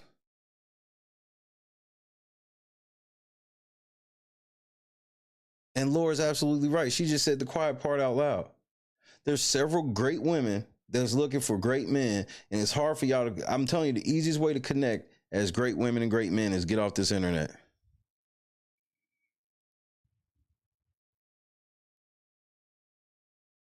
It's okay for motherfuckers to use the internet, but if they heavy social media users, I would tell you don't fuck with them. I would tell you yourself, don't be a heavy social media user. It's okay that you scroll your little Facebook and Instagram here and there, but you can't be no, bro, anybody that be in these comment sections and shit like that, I tell you don't do it. Because this is, they start having these level of parasocial relationships where they be believing this shit. But it's this type of talk why dudes guard their wallets and shit now, because you sit here and you hear that she wishes she was in a Cassie position, in the sense of she wants to be able to double back and say that a man did anything to her and get paid for it. She just admitted to it. Get a lawyer up and sue them for some money. That's all they're going to put you down to. Oh, you just a gold digger. You just want money. You MFing right. Give it. You MFing right. That's all y'all care about is the money. Thank you. Right? That's her way of justifying her being a gold digger is, no, I only want the money because that's all you care about. No, that's all you care about. That hair, them lashes, all that shit, that trip, that Rode mic that you hold in your hand, that shit costs money, bro. Give it. Somebody literally does something. The police, you want to make a statement? I 100% do. When they call you crying and begging and pleading, when their mamas call you crying and begging and pleading, you're going to ruin his life. And you ain't never had nobody say none of this shit to you, bro. This is not no common thing. The average man ain't out here beating on girls, bro. The average man got a little more sense than to be beating on girls and then having his mama call to defend him. What the fuck are we talking about? It's them weak ass niggas that you qualify for. The good men, the good average men don't do shit like this. It's them weak ass niggas, the only niggas that'll talk to you. And the jury showed us, stop showing these people empathy. Stop showing them compassion. Stop showing them humanity. Stop being the MFing giving tree. Y'all saw the way that book ended. And if you don't, go look it up. It ended by the tree giving everything, even its own life, just to be happy that the little boy sat down on it and let him use them as a stump. Stop. I mean, she's speaking just like a Tyler Perry movie, nigga. Being the MFing, playtime is over. They showed us the way to act. Move accordingly. There are laws. Get them early, hit them hard and often with all the police reports and legal cases and civil cases you can. And if you can, go and sit down with the federal government. It's bitches like you that make my wife so sexy, nigga.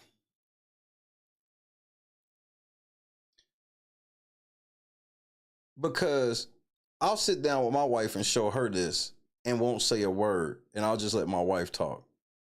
And the shit she would say about bitches like you, she would just literally go in on how it's bitches like you that make women like her look really bad.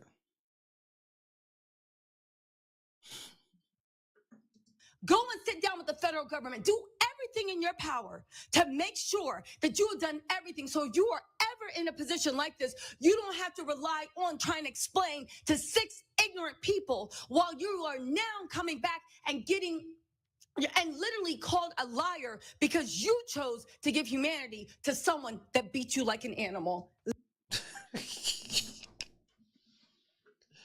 So why did she stop giving them humanity? If this is what you want to convince me, then what made her stop giving humanity? It wouldn't be that her and her new husband were broke and was living with her mama, would it?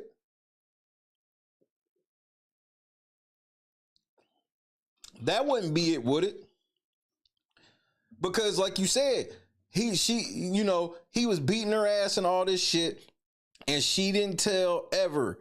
But just so happens when she fell on hard times after rehab, she had no more career. She didn't have no fucking job, nothing, because she hadn't worked for years. While she's sitting there, only came out with 1 album. Yeah, but you was rich as shit the whole time, though. You was wearing all the designer you want. You had a fucking high dollar apartment, all this shit. And then once you broke up with that nigga, you went and gave that nigga some pussy. You thought the nigga was gonna break you off. He didn't. He let you go back home to your husband. And then mighty funny, you and your husband fell on hard times and moved in with her mama. I don't understand why y'all always leave that part out. Any other time, y'all would be like, this nigga weak as fuck for living over her mama house. But for some reason, Alex Fine, that shit none of that weak ass shit apply to him until Cassie discards him. Excuse me. And then y'all would be mad if Cassie divorces this nigga and then this nigga want alimony and shit from her. Spousal support. Y'all will be sick to y'all stomach. Literally, your boss talking grimy. They want to try to get a casting couch. They're saying if you could only go out for drinks, maybe they can discuss your promotion. Get that microphone. Get that microphone and have it in your chest like, what? What you say? What you say? Huh? This bitch crazier than all outside, bro. I see why you single. You want to give me a promotion? I mean, what? And what I gotta do? Where? At the convention? Huh? Literally, start documenting everything. Take away. That's right, fellas. Make sure you don't talk to any bitch that's wearing a body cam. Because all she's doing is collecting footage to try to set you up at some point. Whenever she don't want you no more, she's going to want your resources. This is what Tisa's sitting here talking about. She wants you to be like, oh, this is why, bro, Cassie got $30 million from this shit, nigga. Are you sure that baby even belongs to her husband? Because I'm not. Everything these mofos have. Ruin their lives. Ruin their careers. DJ, what's happening? Ruin their families. Let the world see early and often what the consequences of their actions are. Let them.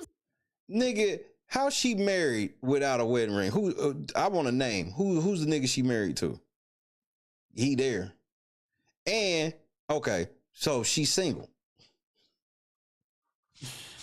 I believe that she can get some old beta ass nigga that want to fuck and shit like that. But where's the niggas gonna marry her? And any nigga that would try to be with this bitch, bro, what does he do for a living? I guarantee, I don't want to say guarantee. That's a little strong. I'll just give you my opinion. The nigga don't make what she make a month in AdSense.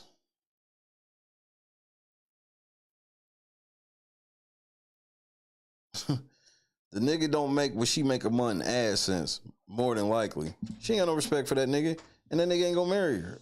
And if he do, nigga, you get what you get.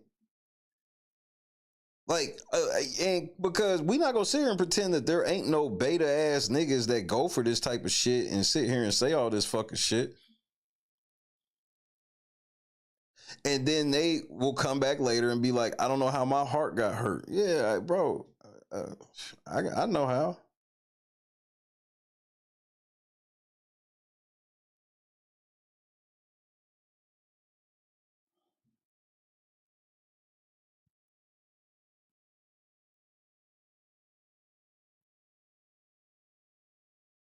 I'd have never married my wife had she been talking like this. Because these type of bitches will get you fucked up, bro. Bro, you know how scary that would be if you were her boyfriend? And you sitting here and you hearing her talk about, like, if a dude say something you don't like, go talk to HR and get you a lawyer and take all his money.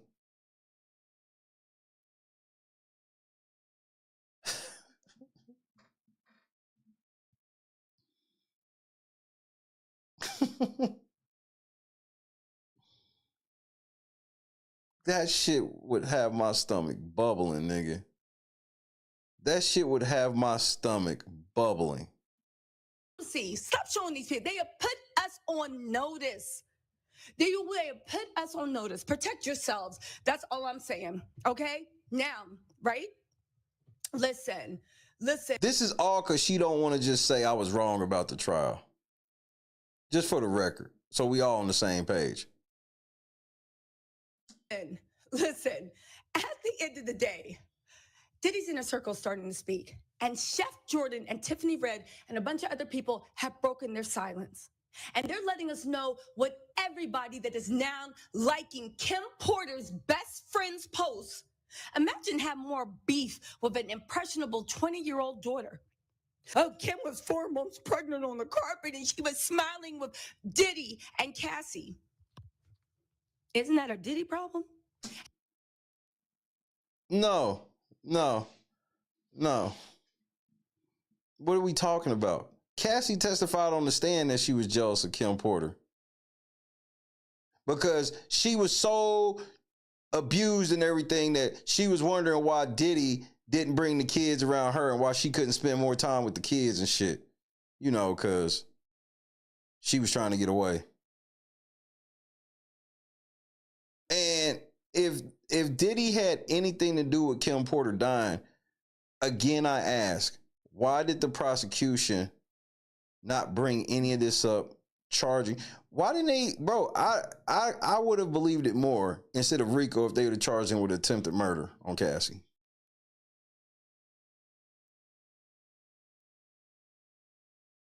I can see a lot of people, and even me being like, that ain't really attempted, but with the shit he actually did, it would have made more sense than sex trafficking.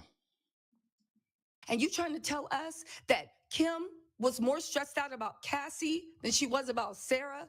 But all of a sudden, and I'm not even giving shade to Sarah. This is No, you literally are, though.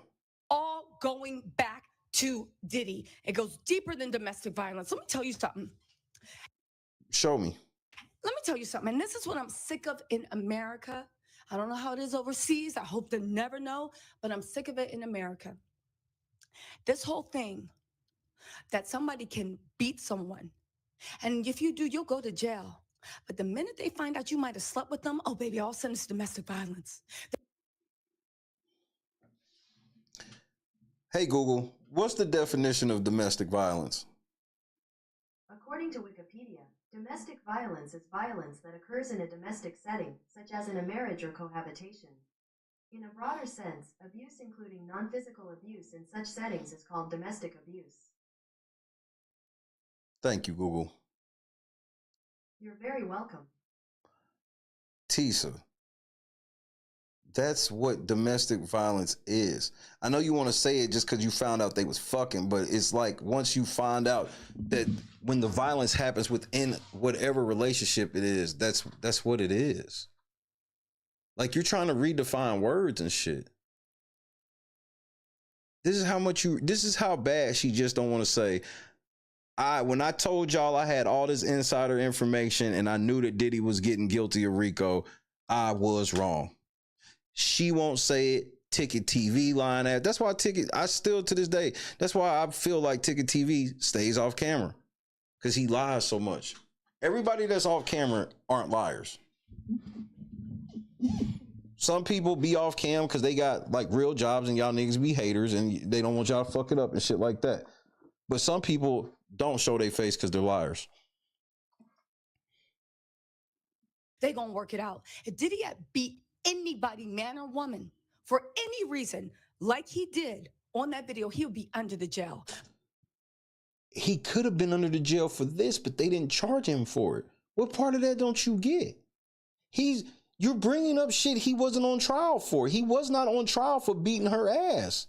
That's why his own attorney said in the closing arguments, he said it in the opening arguments, if this had been about domestic violence, he's guilty. They said this.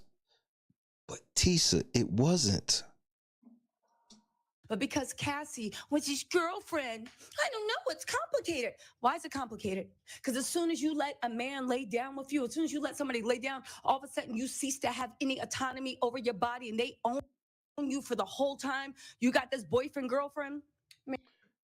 That's gaslighting on the highest level. That's not what anybody's saying. For you to pretend that there is no difference between a man hitting a woman he don't know versus a man hitting a woman that he's in a committed relationship with and them getting into a fight and you saying there's no difference in that is crazy work. And she supposedly has a boyfriend. Nigga, you better run. I hope you hear this shit, nigga. If you hear this shit and you go for it, then nigga, I don't feel sorry for you. Man, listen. I'm going to play the video. Diddy's Inner Circle is now coming out and letting us know that what we saw was just a fraction. It was a droplet. And they were prepared to testify. But for some reason, they did not testify. She's also going to let us know that she got offered the same deal that Jane did. Diddy was buying off witnesses. She even. There's no evidence of this. She wants you to believe that Diddy was moving money around like this while being locked up in a federal case. How bad is this prosecution, Tisa, if you knew all of this and they didn't? Even said that the exact moment that the feds contacted her to try to pay a visit to her house, she got scared. I'm gonna play y'all the video in a second. And then the feds contacted her and said, yo, like, you've been subpoenaed. Come in and testify with this grand jury. As soon as she got that, out of the blue, Diddy's team popped up, told her, we know that you got subpoenaed and we'll pay for your lawyer. We'll pay for your lawyer. How many other people took that deal? I get it for Jane. She didn't feel strong enough, but she took the deal. She didn't feel strong enough. And I understand now. I understand. All right? Same thing, BJ from the surprise witness. And shout out to BJ Investigates, the surprise witness. BJ, she was lying throughout the trial and she went out there clout chasing too. BJ didn't lie about everything. You lied about like everything. Y'all niggas are clout demons, liars. Y'all would have a little bit of credibility if y'all niggas would just come on the air. This is YouTube Ticket TV, YouTube Hood Educated. Y'all niggas just need to come on the air and just say, I thought that the evidence showed this, but the jury disagreed. And I don't know for sure because I wasn't in the deliberation. I didn't get to see all the evidence and everything. So I was wrong. When I told y'all that I knew 100% that Diddy was going to be found guilty, they were so confident. And then now they get to be like, I had every right to be confident. It was them stupid ass fucking jurors who did this shit because they hate women. This is the logic. That's why all y'all niggas want to talk about is Diddy's bail getting denied because y'all can't talk about the shit y'all been talking about the last 10 months because you lied. Make sure you guys follow her. I actually met her and her husband. Such beautiful people. Her husband gave me a heads up, right? Shout out to BJ. Make sure y'all go and follow her. But they are salt of the earth people. But BJ actually said, you know, we was laughing at Gina. She has a turn calling her a dumb bum. But Gina's a survivor. That girl knows how to survive. She survived all those other women and she survived her trial. So I guess she is a survivor and she knows what she's doing. Let me tell you something. You know the only one of these girls that's getting ready to get broke off when Diddy get home? Young Miami. Young Miami kept it solid, bro. She did, bro. I remember Tisa said a reliable source told her that Diddy had something in the baby oil that put people in the trend. She did. That was when that shit happened. And it was all of them niggas said that shit. Once Ariel came out, once Tisa and all of them, next thing you know, Ariel was saying it, that crooked ass attorney. They all was saying it. The baby oil was laced with LSD or whatever the fuck, which was some shit I had never heard of in my life. Apparently they had Jesse Pinkman chained in the motherfucking basement, infusing drugs into the motherfucking baby oil. That's what they try to convince us of. They try to convince us that the baby oil was laced. Feds never said anything about this baby oil being laced. They just let that shit. It's so much shit. They said that Diddy's mama was part of it. It was so much shit they said. Remember at the beginning when they was telling us all of these celebrities that was going to get exposed because they been to these freak offs? We literally didn't hear of a single celebrity at a freak off. Cassie didn't even testify to it. Cassie didn't sit up there one time and go, we had this freak off one time with Jay. We did this freak off with this person. Oh, we was at Diddy threw a party, and then after the party, we had this big old freak off. All of these rumors we had heard about Diddy, now one of them was even brought up in court. From now on, y'all better start acting like Daenerys and Lord of the Rings and Daenerys in Game of Thrones. Yep, they called Diddy the Black Jeffrey Epstein. They sure did. I can show you pictures that they was making where they literally put Diddy's face on Jeffrey Epstein's body and darkened his skin. Burn it down. Burn it down, because if you show them any ounce of compassion, if you think that you can go and explain to other people how, they're not going to believe you, they're not going to care. Burn that bitch down while you got the lighter and the fuel in your hand, and don't give away your power to have to sit there and explain to 12 dum-dums. Well, I thought it was 6.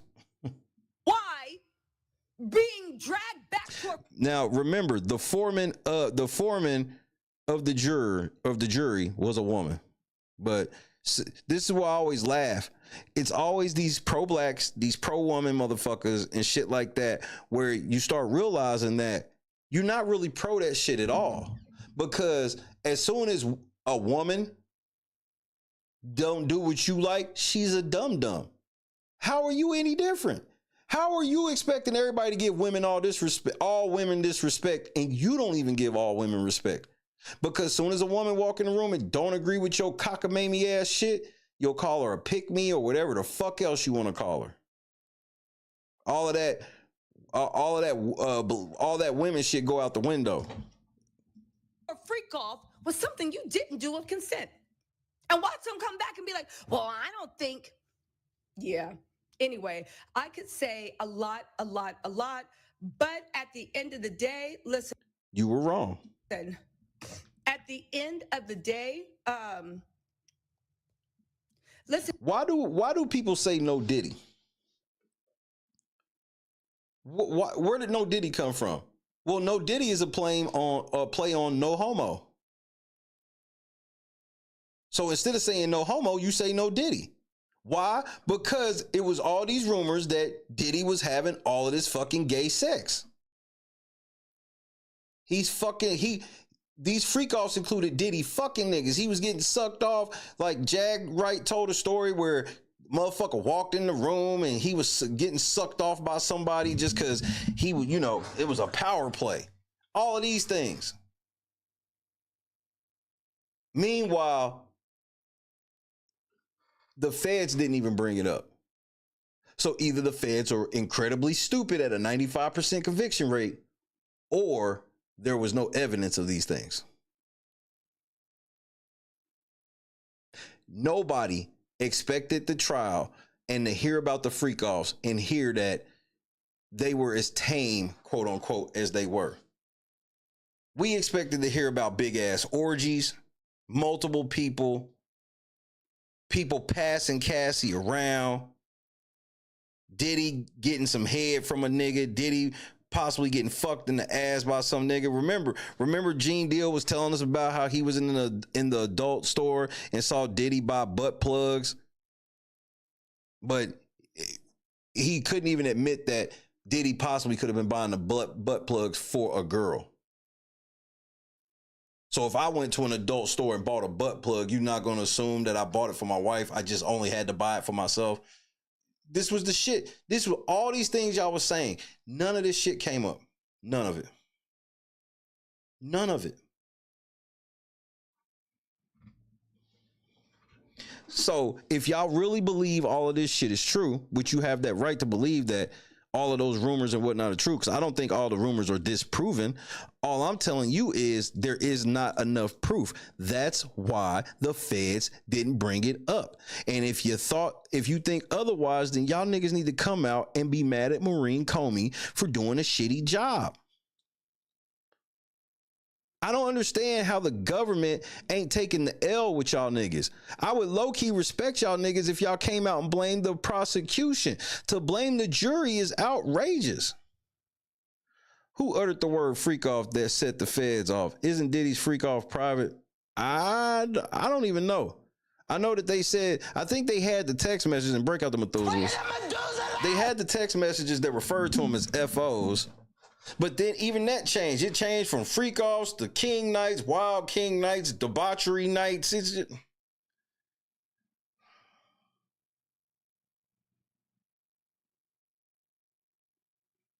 They made this, I will say this, the freak off shit, they made it seem like it was some industry insider shit when it's just like some shit that him and his girl were saying. That's why Jane was like, she wasn't sitting there saying freak off. She was saying something else because it was just some shit that it was language that they had between each other. Freak off didn't mean shit to the world outside of them. Just ridiculous. Well, Odie, I will say that, you know what, did Odie say freak offs first? He might have. It might have been Odie who said it first. But remember when Odie tried to tell y'all didn't even want to believe him. Why? Because Odie's story wasn't like that. Odie's story was like what it was. Man, Diddy was paying me to fuck Cassie. Niggas like, yeah, right.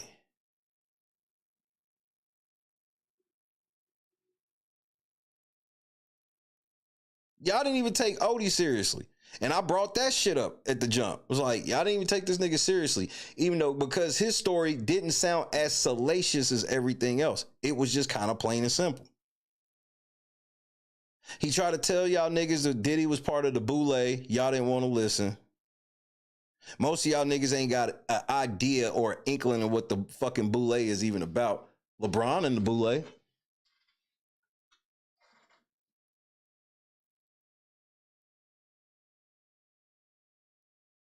Nobody is even sitting here and going, hey, nigga, soon as this nigga went at Diageo, everything changed all of a sudden.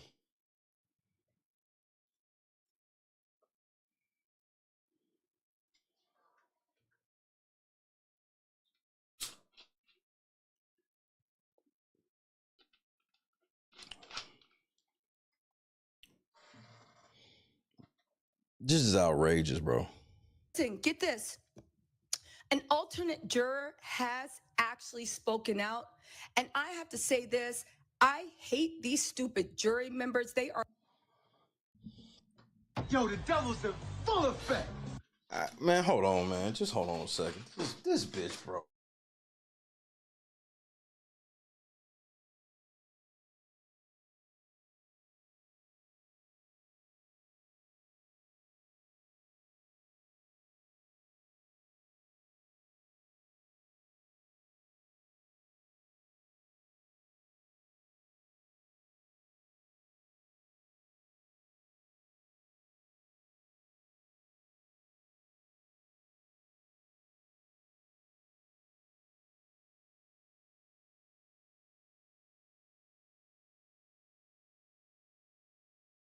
You niggas know what I can't stand? I can't stand motherfuckers who think they know more than people who are actually there. See, the alternate juror came out and told y'all niggas the shit I try to tell y'all from day one, but y'all don't listen. Are beyond stupid. They literally said that the video of Diddy beating Cassie did not play a big role at the. This is the beating where he beat her because she fled the freak off. There was no freak off happening. You need to stop saying that. Of course not.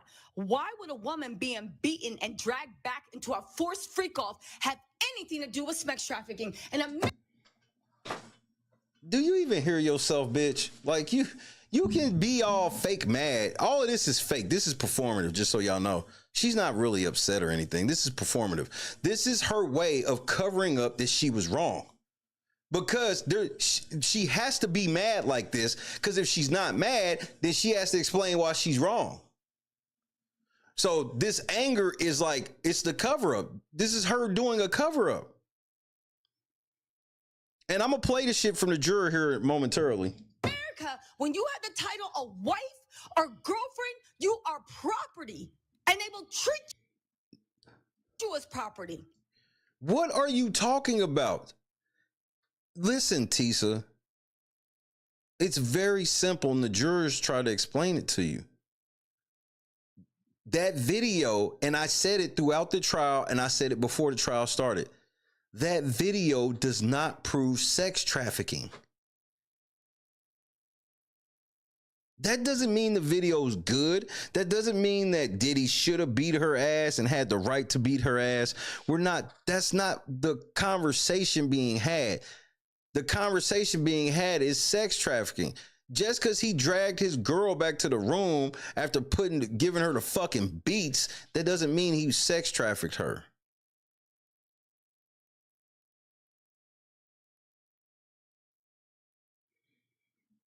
And I will double down on this. They will treat you as property. They will treat you as property. And you need to realize that the law has spoken. If you have a girlfriend or wife title, you are property. There was nothing in the verdict that said any of this. Nobody brought up any law that said that Cassie was property to Diddy.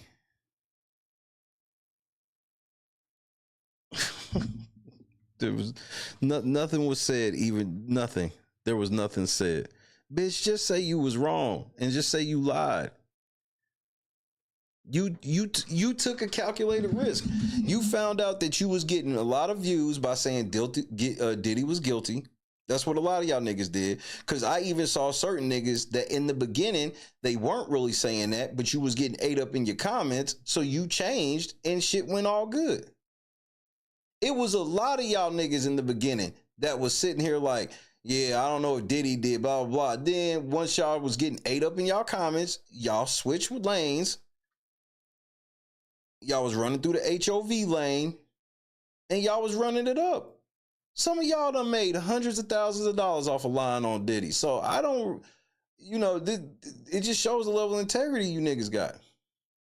You've already made the money. You don't got to give it back. So I don't know why you don't just admit you wrong. You are property, and property doesn't have a right to have any say in the way they're handled. That doesn't even make sense. And because you consented to be property, baby, that's your own problem. That's your own problem. You just made all of that up. Nobody said Cassie consented to be property. I mean, this is the biggest straw man argument I've ever seen in my life, bro. Outrageous.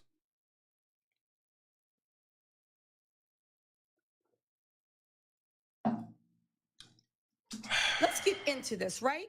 Get this. This is directly from the Rolling Stones. A direct quote from one of the alternate jurors has spoken. They were in the room for deliberations. I mean, it was a very bad video, said the 37-year-old man who works at the United Nations. He works at the United Nations. Okay. They said in the counterterrorism office, he told CNN anchor Laura Coates on Thursday. But Diddy wasn't charged with domestic violence. Dummies!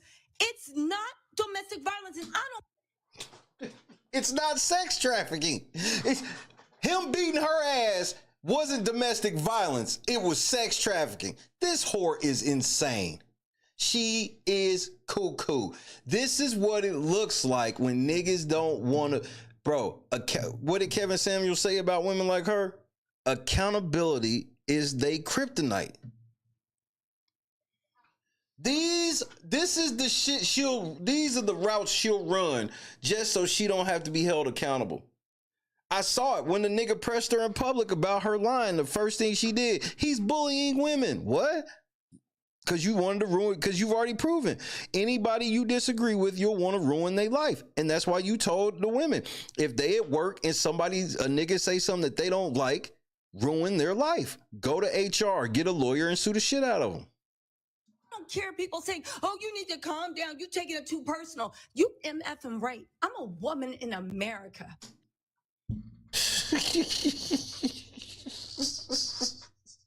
Is this camera on me? Yes, it's on. That's stupid. Use your common sense. I love when y'all take these cases and try to make this shit about all women. None of this shit was about all women. I can see that shit if y'all showed me like 10, 15 victims. Then I can see y'all being on some shit where it's like, this is how Diddy looks at women as a whole. Man, these is two bitches that this nigga was with over the course of like 15 years, bro. So, I'm a woman in America. Man, whatever nigga want to be with this bitch, good luck, bro. Good luck. I got nieces, cousins. Listen. What about your nephews? I'm a woman in America, and I'm sick of people acting like we shouldn't be upset or offended for things that affect us directly. The whore got $30 million, bro. What else do you want? Why you acting like, bro, she got $30 million, nigga. The way to not take it so personal is when you have so much protection. But we all need to start taking this personal because they have told you and you and you and you and you and you and you and you and you what you're worth, what your daughter's life's worth, what your sisters, what your cousins, what your nieces, what your aunts, what your mama's life is worth, and what your pain and suffering is worth. The man who CNN declined to give the full name of said he would have likely reached the same conclusion as the 8 men and 4 dumbass women who decided on. Again, 8 men and 4 dumbass women. This whole time she's trying to tell us because she's a woman, that's why she's got to be going hard like this. And then 2 seconds later, she just calls the men, 8 of them, and then makes sure to call the women that don't agree with her 4 dumbass women. On Sean Diddy Combs' fate. I understood the final verdict. I took a copious amounts of notes overall, 350 pages worth of notes. And looking back at the evidence, I probably would have reached the same conclusion as the other jurors. I think there was always a little bit of doubt. This is what losing looks like to these niggas. This is such a dumb quote. And this alternate juror had the nerve to want to put his name on record. This man works for the UN Encounter. Which means he's smarter than you. See, what you're trying to imply is that because he's saying something you don't agree with, this nigga working for the UN and he's a dummy.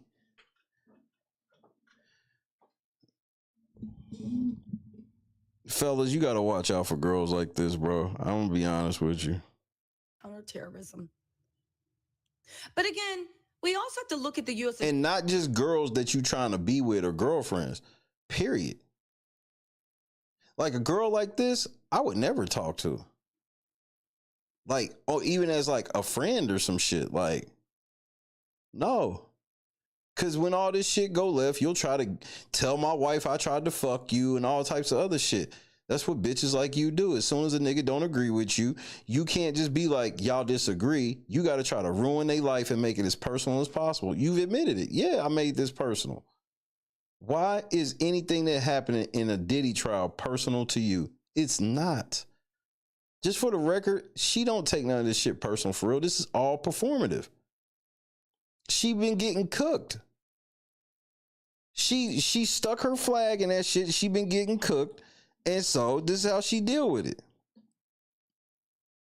I mean, you see how Ticket TV deal with it. He'll just start talking shit to whoever the fuck. And like, you know, these motherfuckers, like, they clickbaiters and they lie.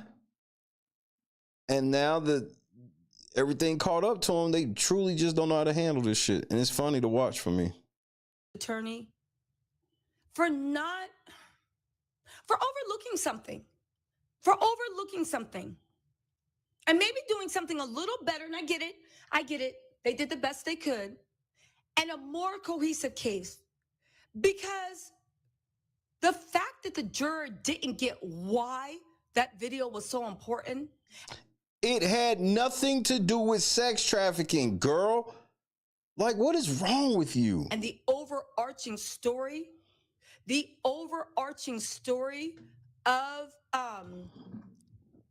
listen, the fact that they didn't get the overarching story that she was being dragged back to a freak off, and that definitely was, by definition of law, sex trafficking. It's whatever. Listen, let's get into this. I will say one thing that I do think is weird. It did look a little weird. And when I say weird, just hear me out. To say that somebody was running a RICO and only bring up the assistants and not bring up KK and at least D-Rock. Because did you not hear about Christina Coram and the part where she found out later about some shit that happened to Cassie, and Diddy knew to kind of hide it from her because she wasn't going to really go for that shit? Y'all just leave out fucking details and shit on purpose. Christina Coram ain't like this. Y'all trying to make her seem like this evil Diddy loyalist when Diddy was hiding shit from her. So she couldn't have been that evil and loyal. He knew not to let her know. And this whole thing where y'all like, well, all these people that would be at the hotels and all this shit, they knew what was happening in that room. That's not how that works. When you work in shit like for Diddy and high profile people like that, when they find you trying to learn their business, you get fired, nigga.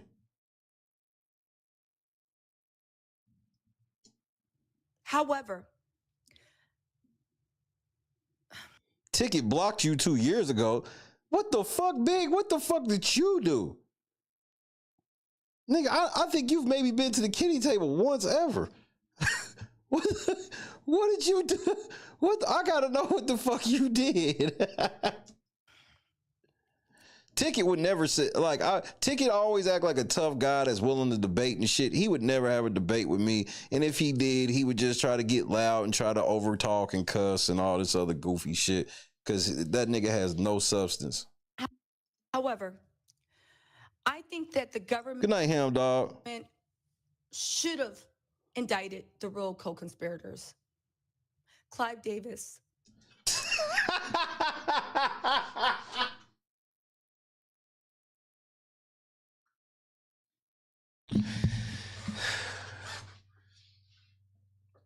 This nigga said that Clive Davis was a co-conspirator in these freak-offs. I like, bitch, where? I give up, man. And this is with me knowing that Clive Davis is an evil ass nigga, bro. But this ain't like, you can't just do this. You can't just be like, I know you evil, so I'm gonna tie you into anything I can. That's not how you do this. And I probably would have cussed him out too, Big. Jimmy Iovine, or whatever his name is, and the other record executives that funded Diddy's lifestyle. Well, they funded Cassie's lifestyle too. By that token, Richard testified that Cassie was beaten at a bunch of industry parties, and big names saw them. Now, I'm not talking about the performers. I'm talking. Who you talking about? Pac. Who you talking about? You talking about Ticket Moon? Somebody? The people that actually run these companies. They saw that, and they did nothing. They did nothing. They knew about it. They knew about it. They knew about it. They knew that Cassie was being sex trafficked. Like, what are you saying, bro? They was in a real relationship. It'd be different if you showed me that Diddy was actually trafficking several hoes, then I could sit here and reasonably believe that, yeah, lots of other people knew. There's no way he's moving all these girls in and out, doing all this shit. He was with Cassie for a decade, nigga. What are you talking about? There ain't nobody walking around that can testify to everything me and my wife been on for the last 10 years, nigga. What's wrong with you? They knew about it. So when you look at the co-conspirators, they should have put the record label heads that funded this depravity, that knew about this depravity, that was invited to the parties. So Diageo, Tisa, tread carefully. You mean Diageo? Because I know part of the reason you ain't talk shit about, because you might have got paid by Rock Nation. That's why you was talking shit about Busby. Because we know how Rock Nation get down. Somebody as big as your channel, had you said anything sideways about Rock Nation, they would have struck your channel up. That's what they do. They strike my shit up, I'm gonna sue the shit out of them niggas. I ain't pussy like y'all. But they don't fuck with people like me because I am a civilian and I don't be lying for shit. They only get y'all niggas who lie for shit caught up.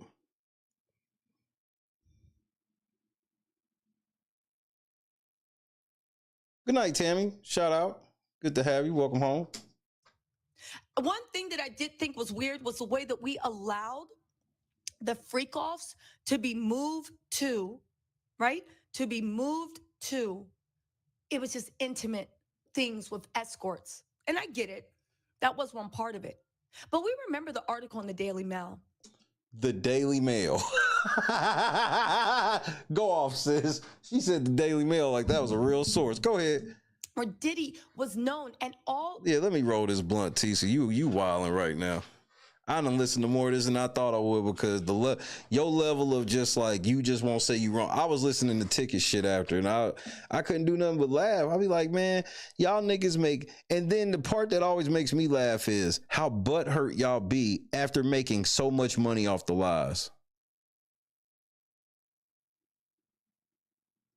Of his party planners went off record and said that Diddy paid from $500,000 or more to have elaborate orgies.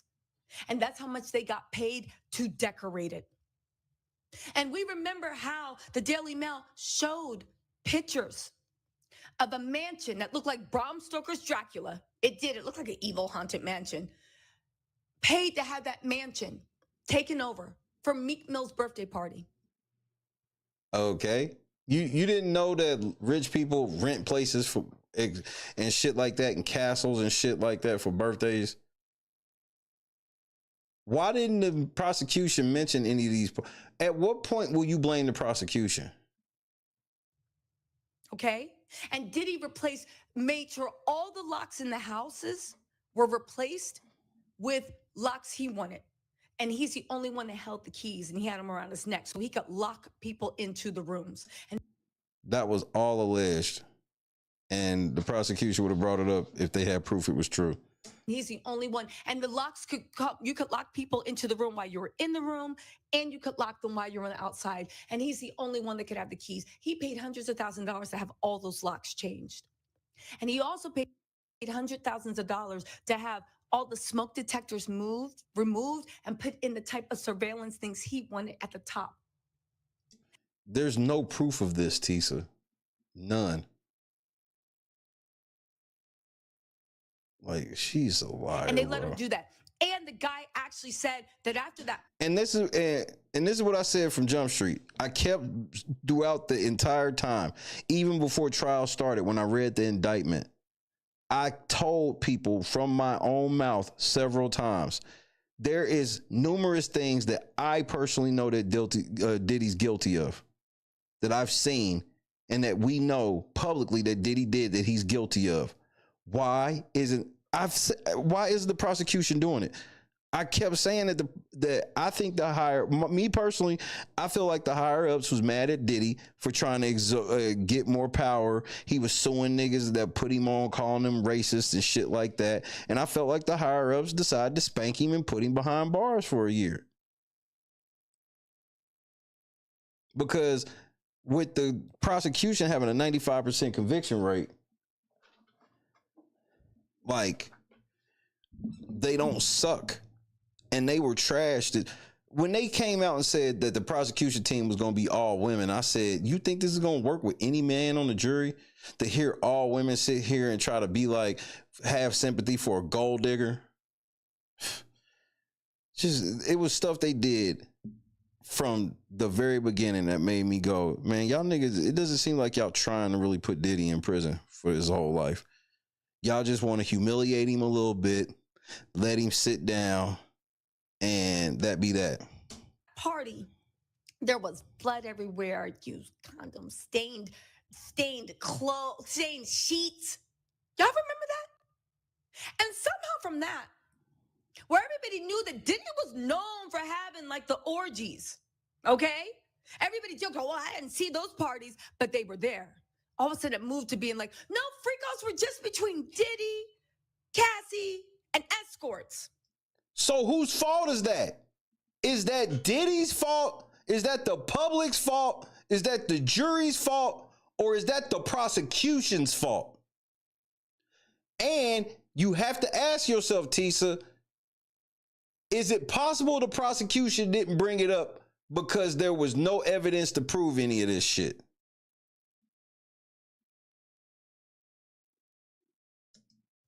Y'all remember when they moved the goal?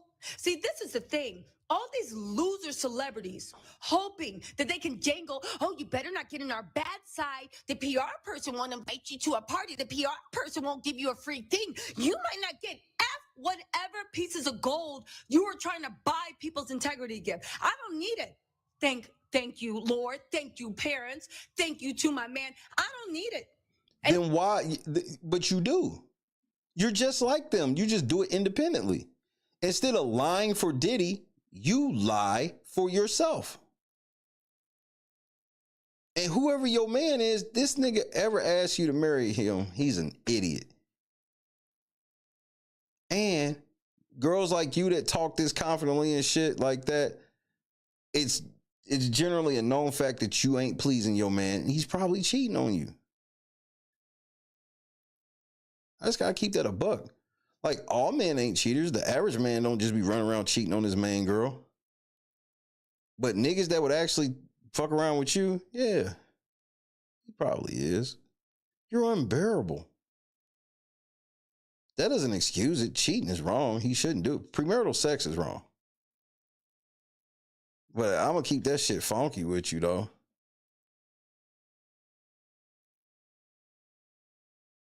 Or he's zesty than a motherfucker. Because I don't know no average man who would let their girl talk like this to 600,000 subscribers and be with them. This sound like some fuck boy that's probably spending your money. Because that's the other thing. A lot of these girls that talk that tough ass feminist talk literally ends up being with a pookie who be using a car. even if I did, baby, times aren't that tough. Times aren't that tough. I'm not starving. Now, if I was about to starve, I mean, listen, to live, who knows what I would do?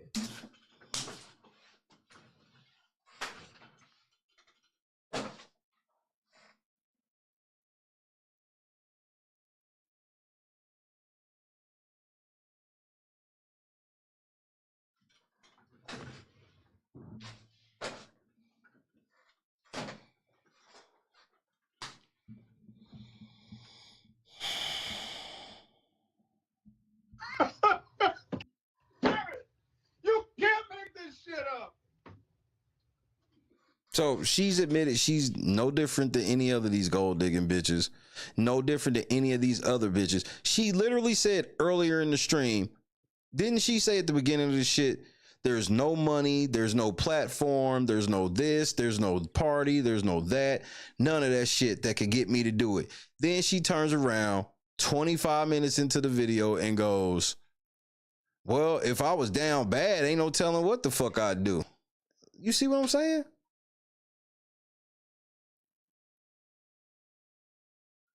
Well, literally, the pros that they did have testify said that they never witnessed any violence whatsoever, which is believable.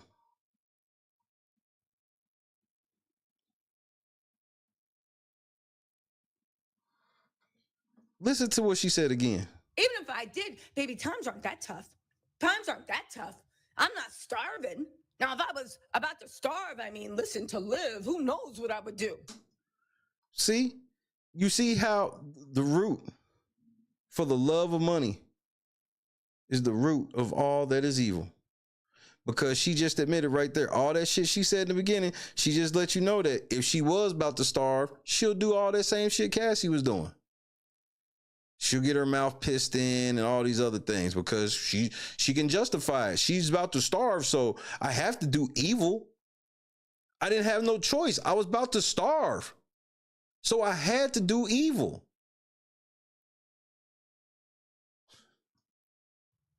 But I'm not starving. I don't need the stupid trinkets. I'm not trying to be down. I'm not trying to be in these Hollywood circles. I'm not trying to be the cool Cap. First time you get invited, you'll be in it. person on the couch taking pictures. I'm not trying to be that. So there literally is nothing you can, there ain't no accent you can sell me. Until Fox Soul call. Fox Soul call her for an interview so she can be on Fox Soul. She ain't gonna do it.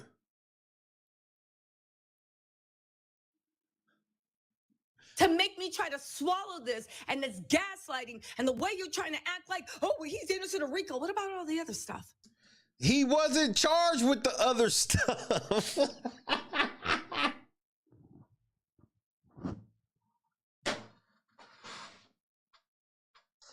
That's the problem, Tisa. He wasn't charged with the other stuff. Like, she was on Nancy Grace. Surprise, surprise. Surprise, surprise. See what I'm saying? I don't want to do none of this. I don't want to do none of that. But you've been on Nancy Grace because you want to do all of that. And first of all, they found him not guilty of RICO in the eyes of Nancy Grace has pretty much been wrong about every fucking case she's ever reported on.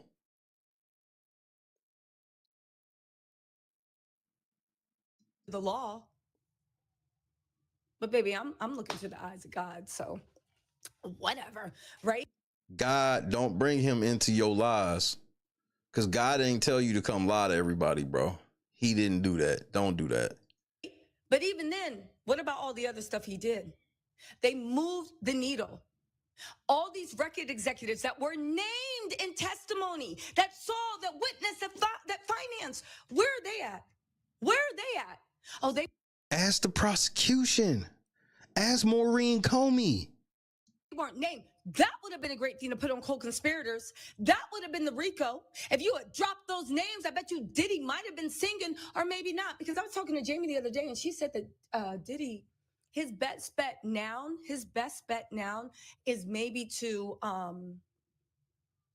try to invest in his kids.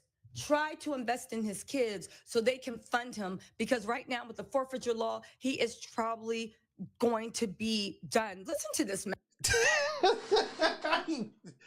They get ready to take all of Diddy's everything over prostitution. They about to asset civil forfeiture all of Diddy's shit. Oh, good luck. How you gonna explain that to the shareholders? I want you to also remember, Tisa, they didn't mention $1 of his money during this trial. Oh, this trial's going 8 weeks. They got 8 weeks worth of witnesses. I told y'all then, this trial ain't going no fucking 8 weeks. This case is weak as fuck. Everybody laughed at me. How do you know? I read the indictment. That's how, nigga. You niggas are non-readers. And y'all be listening to people who make y'all think they be reading, make y'all think they spend their whole day researching. No, they don't spend their whole day researching. They spend their whole day crafting narratives. And all they do is follow a couple of Twitter pages and put Twitter alerts. And then once they get an alert of some shit that they feel that they can twist into their narrative, they use it. That's it. This shit ain't complicated. Ticket TV spends all day just randomly going live with clickbaity ass titles, and he don't be talking about shit. And they make y'all think that they really just sitting around they not researching shit. They letting other people do some research, write a tagline. They don't read whole articles. They don't read the indictments. None of that shit. Me, on the other hand, I came on the air and put the indictment on the screen and we read it page by page. Then when they dropped the superseding indictment, I put that on the screen and we read it page by page. None of these motherfuckers that swear that they be knowing all this shit do any of this. Mess, y'all. This is the alternate juror. This is the America we live in. Stop showing these mofos grace. Take down their empire at the earliest opportunity. The minute they step out of line, go and complain. Make them so scared that they're going to be saying, I'm being harassed by the law. Hold on really quick. Listen to this. Listen to this. I'm just going to hold on really quickly, right? And listen to. Hold on. Why was you wiping your nose like that? That makes me wonder where you getting this level of hypeness from. This. Verdict. And I think if I, because I took. This is the alternate juror that works for the UN and the counterterrorism thing. And you know what, Tisa? I don't need your help. We going to go listen to that nigga on our own. Because you're only going to try to play one little thing and then try to jump down this nigga throat. Nah, we'll just listen. We'll just actually listen to this nigga because, I mean, you are completely unhinged. And y'all hit the like button 14,000 times for that crazy bitch. That lets me know all I need to know. I don't need to know nothing else. I know what time it is with y'all niggas, bro. Jordan? Y'all niggas is too lazy to do research because everybody who does research on their own, any type of independent research, go look at news stories and read the shit themselves. They actually ask questions, and then all of you niggas in the comments who ain't read shit will argue niggas down, and y'all get real personal and all this shit. Joining me now is an alternate juror who was in the Sean Diddy Combs trial. George is joining us right now. This was 7 weeks of your life, hearing all of this testimony. You were an alternate, you did not deliberate, but did you agree with the final verdict? I understood the final verdict, and I think if I, because I took a copious amount of notes overall. I took 350 pages worth of notes. Because at the end, we weren't told who was an alternate. Okay, so let me just say right now, we see this dude. This is an older dude, maybe 40s, 50s. What'd they say? He's 38. So 38, over 35. This nigga's successful in everything. And he's hearing how they are trying to turn in a relationship that, toxic or not, into sex trafficking. I just want to make sure I put that out there first.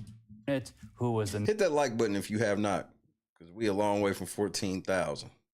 Main juror until literally the last second when they were reading when the judge was reading his entire statement at the end. It was like the first 12 of you are the jurors, the last 5 are the alternates. So we didn't know, even in the jury room, no one treated everyone, we all were equal because we didn't know who was who. Would you have acquitted him on RICO? I think reading all my notes and looking back at the evidence, I probably would have reached the same conclusion as the other jurors. What was it about that charge?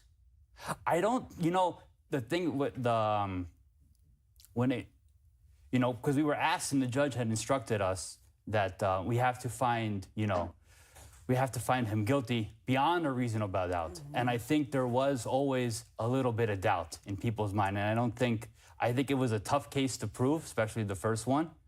And, there was always a little bit of doubt there, even from the beginning. Why did you doubt? I think some of the charges, some of the witnesses, if you look at it one way, but then when you were listening to the defense, you could see it their way as well. Were there any witnesses that made you think, I don't believe this? There was one that I think unanimously, we kind of all said like, wow. Like, it was almost like watching like TV. Who, Capricorn Clark? It was like, you know, like when I think her Alchemy was happening. Lotus, what it do? name was Dawn Richard, that one. When she on cross-examination, I mean, I never saw such a cross-examination. It was very impressive to watch. What was it about it? I think just how the defense, you know, got into her and really made her, you know, look very not credible. I mean, I even wrote in my notebook that it was like a takedown. Really? And Yeah. that was Who, the chick from Dirty Money?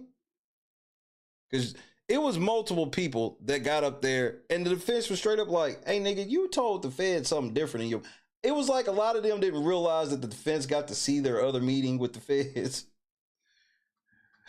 pretty early on. That was pretty early on. From the opening statements, did you have a mindset of who you thought had a better case? No. I think overall, in the way I look at it, both sides presented really good. You know, both sides presented themselves well. We were very impressed with the prosecution and the defense, how they, you know, their professionalism, how they impressed with. This is how they thought they was gonna convict Diddy. They was gonna let a team of white women get up there and try to say that this nigga was sex trafficking, and a bunch of men was gonna go for this shit. I said from Jump Street, why would the feds put all women on this case? I was like, do the feds think they getting ready to get an all-female jury? Because I don't understand this play. With the prosecution and the defense.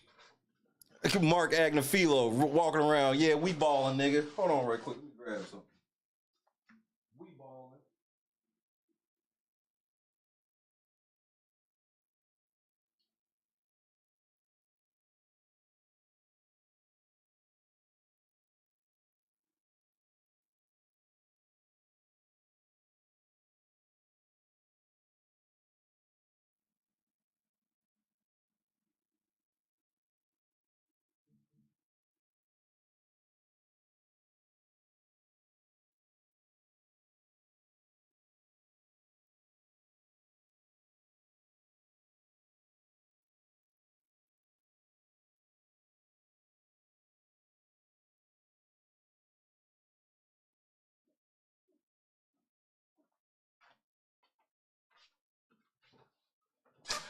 All right, let's roll. It's how they, you know, their professionalism, how they carried themselves. I mean, it was really good lawyering, as they say. Racketeering is notoriously a complex case. Did you feel that the prosecution presented enough evidence to support that there was even an enterprise? Let me answer that first. No, because they wanted me to believe that it was a criminal enterprise that made no money. Show me the money that was being generated. I think they did the best that they could, but I think it was a tough case to prove. Why? I mean, when you look at the charges, kidnapping, arson, forced labor, you know, the government had one side, but then the defense, you know, they had some pretty good rebuttals. Mm-hmm. And why is that important? To it. Why is that important? That's extremely important because if both sides sound plausible, you can't vote guilty. Because if it's beyond a reasonable doubt, then only the prosecution side would sound plausible. That's how simple it is. If both sides sound plausible, then it can't be beyond a reasonable doubt. The defense brought up reasonable doubt. So, I mean, that I think added some, you know, doubt always, and I think in people's mind. You didn't hear from some of the people the government said were co-conspirators, like employees. Like Christina Karam and example, or D-Rock. Yeah. Did that affect your thoughts about the case? I don't think so, no. Would you have wanted to hear from them? We always thought that maybe we would hear from them, but but maybe we also understood maybe why they wouldn't be called. Why? Because maybe they didn't want to testify, or they wouldn't really be proving the case, or maybe it would be not advantageous to be called. So, but honestly, we were just waiting till the end, until when the judge gave his instructions and how to interpret the law. Because I think everyone really. What did I say from day one? I said, man, y'all can have all y'all personal feelings, but once the judge gives y'all the instructions, that shit changes. Really didn't have anything made up, their mind made up, or in any way. It was really, everyone was waiting to see how, the definitions and how everything was going to be interpreted and what they were to be looked at. Exactly. So important. Yeah. Talk to me about the sex trafficking cases, because of court charges. Obviously, Cassie Ventura testified visibly pregnant for days. Yes. How did her testimony impact you and your understanding of the case? It did. I listened. We listened very intently. It was, I think, 5 days or forever of thing, and it was very riveting. And it was very riveting testimony, and very credible testimony. You believed her. I mean, I think we did. I think we did. I mean, she wouldn't have done all this just to come up there and lie about everything. So no, I don't think even the defense didn't come out and say or anything like that. Did the money that they talked about in terms of a civil settlement she received, did that color her testimony for you at all? I don't think so, no. I don't think so, no. Did you look at the defendant, Diddy Combs, differently after her testimony? No, I didn't really look at him too much. I mean, I always looked at him because my point of view was just literally at him. Like some people were on the side, but I was more in the corner. So I was always staring at him. But I don't think, he was mostly just very composed and talking with his lawyers and very in control, it seemed like. Because I think I'm not really familiar too much with cases, and I don't really follow cases in court, so I don't know how defendants usually act. But sometimes what I've heard from the news is that some defendants, they just sit very stoically. They don't interact with their lawyers. They just let their lawyers talk and go. But he was very, talking with them, writing notes, doing that. So you could tell that he, She has not asked him that yet. He was fighting for himself. You saw some very graphic images, videos. You heard very sexual and graphic details. What was that like, hearing that? And how did it impact how you viewed the case? No, they were very graphic, and but I think overall, it was we were looking at it from one side, and it was definitely riveting and eye-opening. What did you see on the videos? The press wasn't able to see it in real time. Yeah. No, I mean, they were showing some of the. Well, I mean, it was both the freak-offs and hotel nights, as they were called, from both of them. But it was. Were they showing those videos? Cassie getting her back broke. They showed, well, again, the defense and the prosecution showed different clips, so they were very selective. The prosecution was showing more, just Cassie just sitting around.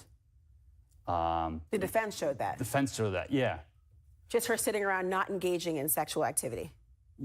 Yes. The prosecution, when you had to have your headphones on and otherwise, what were you seeing then? There was sexual activity, but I mean, it wasn't really. Was it forced? Did it? No, it didn't. It didn't seem forced. It was.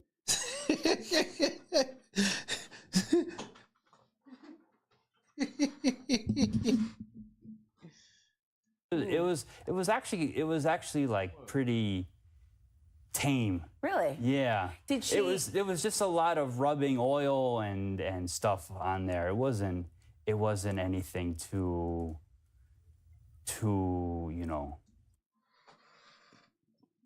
Basically, what he's saying is freak off made it sound worse than what it was.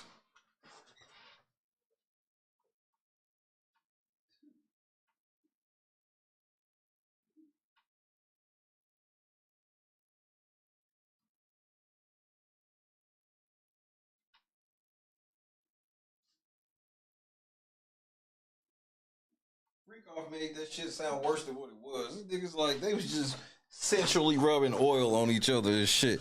And remember, Tisa and them all made it seem like they was watching videos of this bitch just getting 14 inches of dick. Graphic. Let me ask you, this jury Yes, this is the witness that Tisa was talking about. that deliberated Or the did juror. not find sex trafficking when it came to Cassie Ventura. They also didn't find it when it came to Jane. And I want to ask you about Jane in a moment. But did it surprise you when it came to Cassie Ventura that they did not convict on sex trafficking?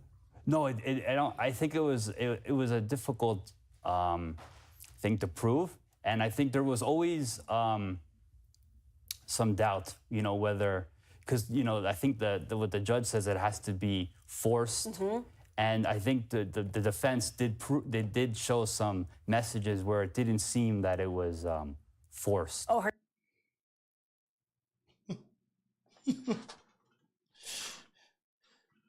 Because it wasn't sex trafficking. That's why.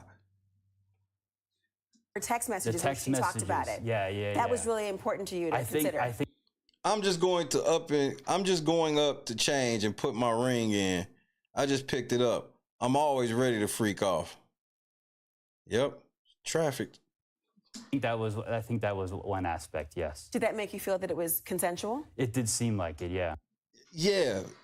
A bitch is talking about she like it. The bitch is setting it up and all this shit. And you ain't got no messages of her talking about how much she hates it. Yeah. Seems consensual. Like this whole thing where all of a sudden consensual defined to know if a girl was if everything was consensual, it has to be so complicated. It's so easy to revoke consent, but it is so difficult to prove that it was consensual. Like, yeah, she had text messages that said she liked it and she set it up and she picked the guys that was actually fucking her and shit, but that was only because she was coerced. That sounds simple to everybody more than, yeah, she did like it. Like, why is it so hard for people to believe that she fell on hard times after Diddy and wanted some money and Diddy didn't want to give it to her? We understand that this is what it's about, right? Because had Diddy not had none of these fucking gay rumors and all this other shit that he's had throughout the years and people think he killed Pac and all this other shit, if it wasn't for all of that, Cassie's case would have been laughed out of the shit from Jump Street. It was all the rumors is the only thing that gave Cassie's case even in any type of fucking credibility. Yeah. Talk to me about Jane. Even in the videos and everything seemed very consensual. Even Really? in the Yeah. videos. How about with Jane? Obviously, she testified for several days, very emotional at times. It was, yeah. What did you think of her credibility? Did you believe her? I think it was very again riveting, long. Nah, he ain't believe that bitch all the way. He just don't want to say it because he don't want people to get mad at him saying he don't believe in Jane Doe. Testimony. And like, who is this nigga in this sketch? That is not Diddy. I did believe her, at least on some parts. Some parts were a little bit didn't add up as Told you didn't believe her. as much. Seemed a little strange. What part but seems strange to you? One part for me that seemed a little strange was the night, I think, when Jane was in, when they had the fight. Yeah. It just, the timing seemed a little, like you going from like one closet to another closet to the, it just, something didn't add up there. Yeah, Tisa, you left the part out where the nigga was speaking. See, this is why I said I'm gonna go listen to it myself, because you're gonna leave out all the shit that he's actually saying that makes sense. Like, y'all wanted him to convict on trafficking. He's sitting here like, we watched videos and it looked like Cassie was with the shits. We saw messages where Cassie was with the shits. And then the other bitch, her stories wasn't even making sense. I can't believe this jury with 4 dumbass women. How about the impact when you heard that her rent was being paid or her lawyer is being paid by the defendant? Did that surprise you? That was surprising, yeah. And they was sitting in the jury like, of shit is that? It make you seem disloyal, and it make you seem like a gold digger. This nigga paying for your shit, but you up here testifying against this nigga? And they try to call that witness tampering. He tampered with a witness that he was paying for her shit, and then she got up there and testified against him. I don't even understand. It was that it was still being paid. What did you think when you heard that? Wow, wow, it was surprising. I want to ask you as well about, I mean, obviously I'm talking about Diddy as if I know him. Like, we know his name because he's, this very famous person. Did the fact that he was so famous, did that impact you in any way? Did you know him? No, I did not know him. Do you know his music at all? No, I don't. I didn't really listen to his music. You sound like you didn't. So seeing him was just a stranger. Pretty much. I mean, I know of him, and I know, but I don't really follow his music or the rap industry in general. So that might have been why. I think a lot of the jurors, I think if you look at their backgrounds, I don't think they were, they didn't follow this or that. I mean, that's probably why they were chosen. I was never expected to be chosen, to be honest. Yeah? Well, I wasn't even looking for this at all. Who would be, Yeah, right? exactly. But let me ask you, the other jurors, when you would talk to them, I know you weren't allowed to deliberate at all in this, but when you would talk to them, were they familiar with who he was? Did his celebrity status seem to impact them at all? No, I don't think so, no. I think everyone was really waiting for the interpretation of the law. And I told you niggas from day one, this is what it was all gonna come down to. Is that because you were confused about the case or because you just wanted to know your marching orders? No, well, this is my guess. Everybody had their idea what sex trafficking was and probably had an idea what RICO was. And this Diddy shit didn't fit any of that normal makeup. I think we wanted to know our marching orders and how we need to look at everything. I think we were really, I think, at least for me, we want to be, and we are asked to be as impartial as possible. So we needed to know, you hear both sides of, one side, the other side, and it's very important to know what we're actually supposed to. Remember how many videos Tisa and Ticket TV did independently of each other, where they talked about all the mistakes that the defense was making, and that the defense made another mistake and all this other shit to be, ruling at, and how we're supposed to be looking at it from the judge. There was a juror who was excused close to the end of the trial. What did you know about that and why? We weren't told, what happened. I mean, I think someone had mentioned that it was, I think he lied about where he was from or something like that. But really, we were kind of kept in isolation from the whole day. Oh, wow. Not really told much, told to not, follow any news or turn off everything. Don't talk to anyone. Don't talk among yourselves about the case, which we followed. We really followed the judge's instructions. At least I did too. So when that speak for person, myself, yeah, when that person was no longer in the chair after seeing them there for 7 weeks on end, or however many weeks it was in at that point, did you think it was odd? Did you have concerns? No. I mean, that's why they have, they call 18 people, because then they knew it was a long case, and there's probably going to be someone's going to get sick or someone's going to drop out. So that's why. So, would you have wanted to hear Diddy testify? Would it have made? Of course, of course. A difference to you? I don't think so. No. Is that, I don't think so, no. Are you saying that to it wouldn't have made a difference? That's hard to say, bro. I mean, you could say that, but Diddy could have got up there and said something that could have fucked this whole shit up. Or not. I don't think so. It wouldn't have made a difference because it wouldn't have added to your understanding, or because you'd heard enough? I think we heard enough. You got one of the jurors the prosecution case was so weak, we really didn't even need to hear from Diddy. We heard enough. And now you see why the defense got up and said, we ain't calling no witnesses, man. The defense spent 30 minutes beating the feds. I don't know if it would have helped or hindered. I haven't really thought about that as much. Yeah. But I think it was really helpful, again, in the end, at least for what we were looking forward to, what I was looking forward to the most, was just the 61-page judge instructions of how we're supposed to be charged the law. They did find him guilty of those transportation to engage in prostitution charges. The prosecution was being very sarcastic and laughing at the idea that these men were just being paid for their time. How did you see that statement? You mean the defense?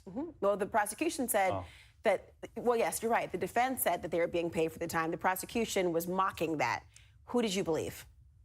No, I think the evidence to show that there was the transportation or prostitution, I think was overwhelming, and that's why the jury found him guilty on those two counts. If you had been, because the prosecution, not only they showed the hotel records, the bank records, the flight information. For that, I think that they proved their case beyond a reasonable doubt. I disagree with that personally. I understand, but the whole thing is like he could have ordered them as escorts, went through escort shit, paid them to be escorts, and then so happened to fuck them. Now, I get where y'all coming from, where it's like that's some weak shit, but that's why escort businesses are allowed to function, even though we know that you paying the fuck. If for some reason you were to ever talk to Diddy, what would you tell him about how you saw this trial?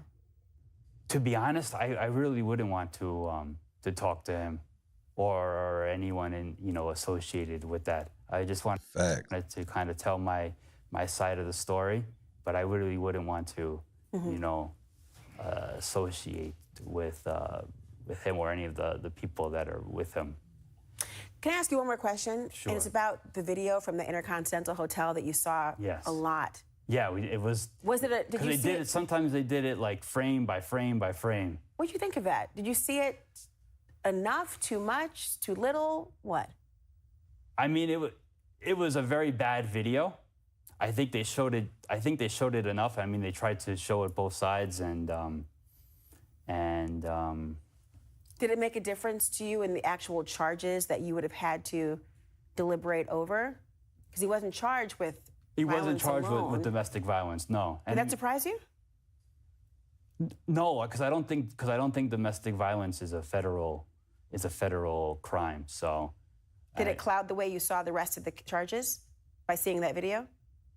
No, I think we looked at just what we were supposed to be, what the judge had said we were supposed to look at, and.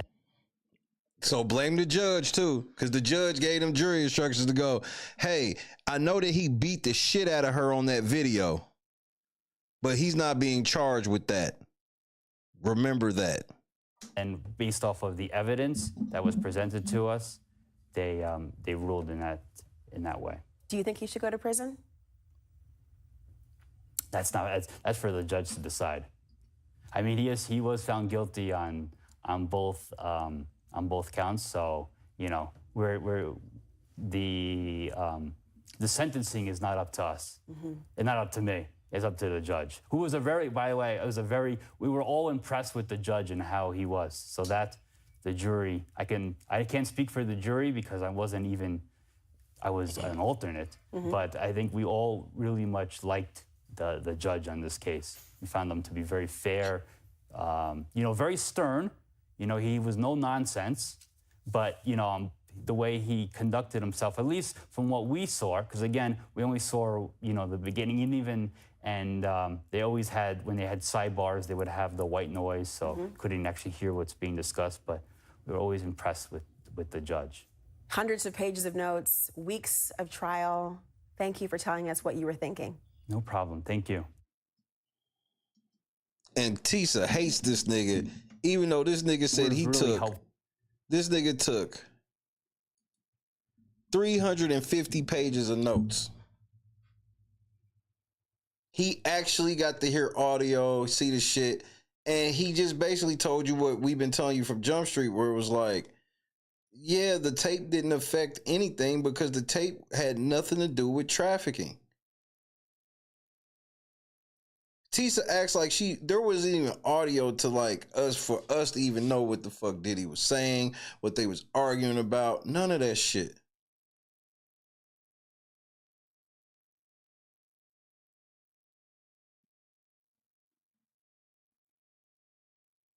And it's him and the other people's fault. And she mad, y'all mad at the jury. But I called this. I told everybody they are going to be mad at the jury. They're going to blame the jury for this.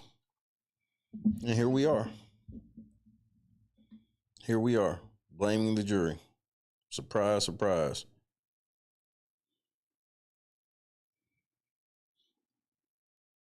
Told you niggas this was going to happen. Told y'all niggas Diddy wasn't getting found guilty on this shit, and I told you why. And now you got a juror sitting here telling you the same shit I told y'all before it started. The defense didn't have credible, or the prosecution didn't have credible witnesses. The defense laid their game down strong and planted reasonable doubt on every fuck thing these niggas said. The Intercontinental video wasn't nothing used. It was nothing but a prop that was used to play on the jurors' emotions to find him guilty of some shit he's not even being charged with. And from this, Tisa gets to go, oh, they see us as property. That's why if any man say something to you that you don't like, get him locked up, do this to him and that, because I don't even know.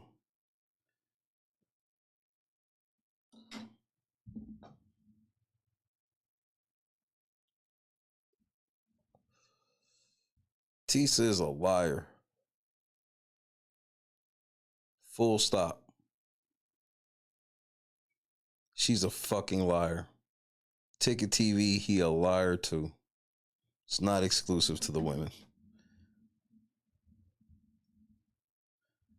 But shit, as long as they get them AdSense checks on the 21st, then it's all good. You know, like Tisa said, if she ever starving, there's no telling what she would do. You know, she might even lie and say she was trafficked. You know, you never know. You never know.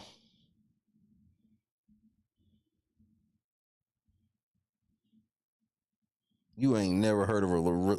And that's the part with Tisha that makes me laugh, is she talks as if this is common knowledge when we have never heard of a toxic relationship being framed as sex trafficking. We've never heard of this.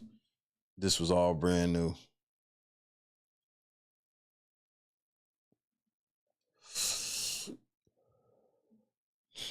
And I want to say something about this Big Brother shit before we go. For all you niggas that think y'all could get my comments and disrespect me, bro, I need y'all to understand, ain't shit changed. Y'all niggas can't disrespect. I don't go for disrespect. We can have difference of opinions and all that shit.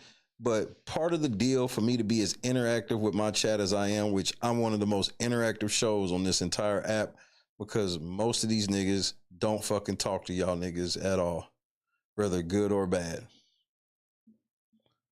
What you not gonna do is get up in my comments after I blocked a motherfucker that been around for a while, gone forever. Because I guess motherfuckers think because if you around long enough, you can disrespect me. What I'm not gonna do is sit and tell my honest feelings about some shit and all the shit I went through over the last 15 fucking months. And you gonna get my fucking comments talking shit, man, fuck you. I want you to hear me and hear me good. Fuck you. Cause ain't nothing in stone yet either.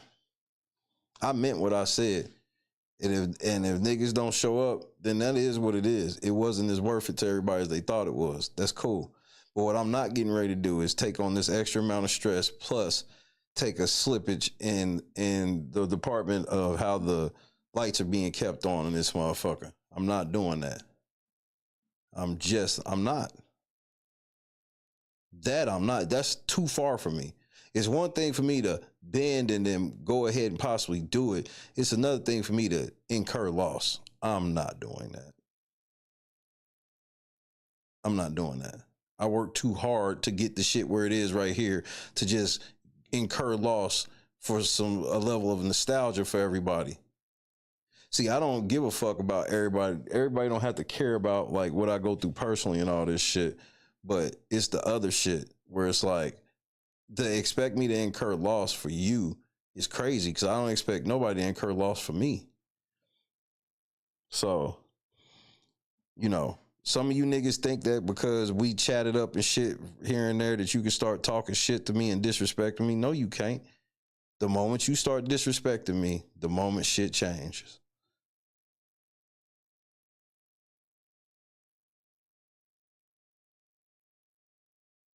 But thanks for letting me know how you really feel. It brightened my day. It made my decision very easy. Bye. Kick rocks, nigga. So, I just want to make sure I say that shit. And we are down to what is it, 5:30? So we'll see. It ain't up to me. I told y'all what it's gonna take for me. And if that's something the niggas can't handle, I ain't gonna hold no grudge against nobody. I'll just keep doing what I'm doing. And I admit what I said. Like, you got a problem with me going, hey, I don't want to incur loss doing this, and that makes you feel some type of way about me and how I move. I understand. Just don't disrespect me. If you want to disrespect me, then you get the fuck from around here. It is a privilege to fuck with this community, not a right. So I just wanted to make sure I say that. And I'll say it when I have a regular show tomorrow and whatnot. But, you know, my channel's not going to be bogged down thinking about Big Brother until next week. Either it's going to happen or it ain't.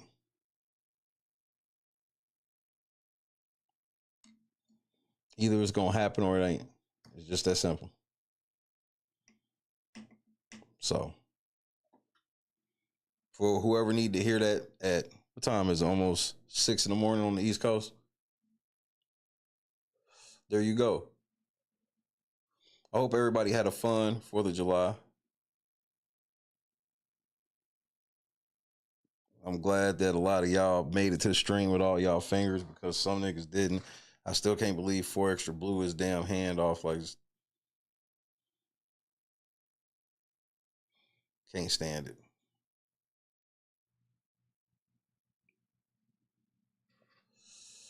But I'm happy to know that whatever I report on tonight probably ain't gonna be Diddy related. It's too fucking polarizing and too much ridiculous shit being said.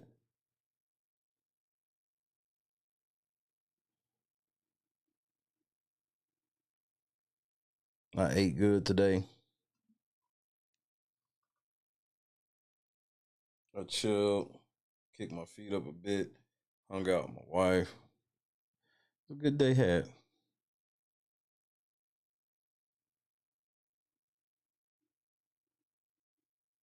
What is 6 bells? Kendra, good morning. And Janice, I saw the shit and I didn't even get mad. I saw the shit and I was just like, bye. It was just a bye. Like, you're not getting a rise out of me. Cause I'm just like, bro, whenever I try to talk to people and be serious and then you get on clown college shit, it just lets me know how serious you are. And so that's cool.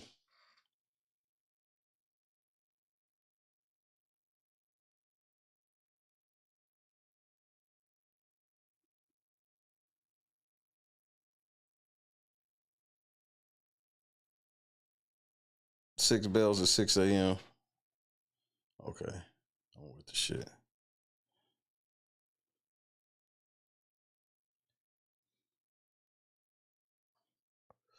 It's just very like, I mean, but this is the same nigga that be lying like Tisa and Ticket TV and all this shit. And then to think that you gonna be sitting around this motherfucker trying to make me look like I'm the liar because everybody saw that you were the liar. Everything that you said was gonna happen with the fucking trial, none of it happened. Everything that I said was gonna happen happened. And then you try to prove all this shit by I don't know what the fuck you was trying to prove, but all it did was prove that y'all niggas be on this internet acting up in the strangest ways. The disrespect ended today. Because that's the other thing that you got to remember what comes with that big brother shit. The leash gets tightened around this motherfucker. Ejectocito at all times.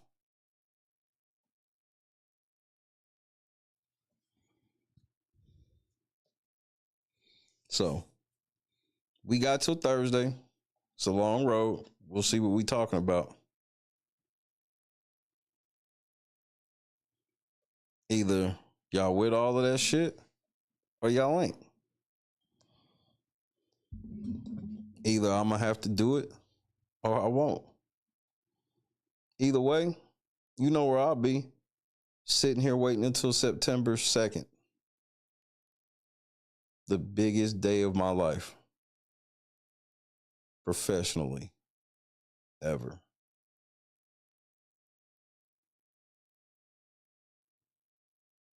So what happens from now to July 10th, from July 10th to then, at the end of all of it, whether I'm covering Big Brother or not, that's going to be the most important day of my entire professional life.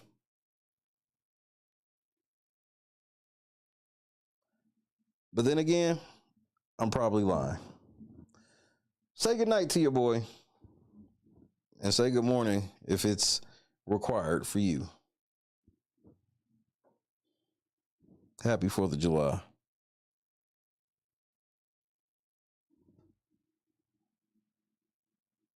I'm so confident about September. It's more like, it's not like me waiting for sentencing. It's like me waiting for Christmas.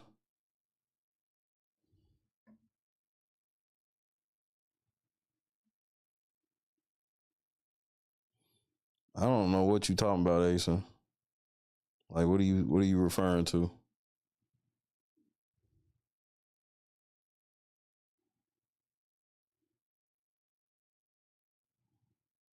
Josu, Javon Barksdale, Scott Johnson, Kendra, Janice, Mr. Big, peace and love to the chat.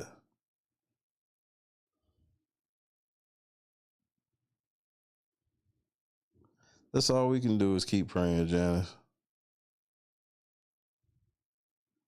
Good morning, Lennox, indeed.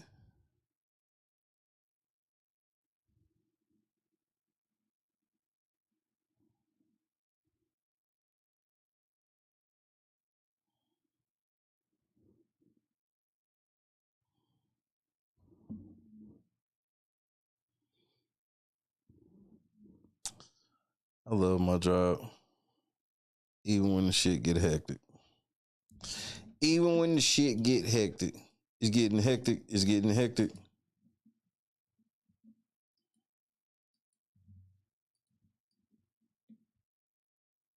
It's getting kind of hectic. It's getting kind of hectic.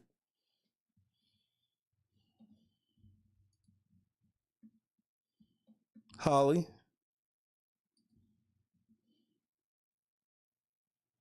Have a great night / great morning.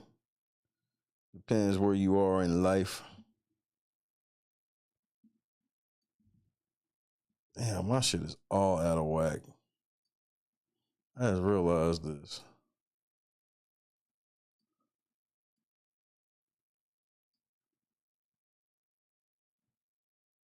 What about my mental?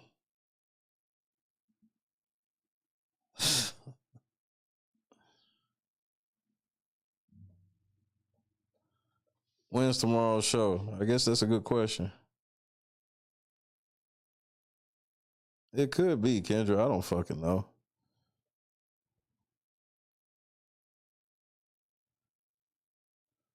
Yeah, depression happens for us all. It's unfortunate. That's why we have to continue to lean on each other and fight through things.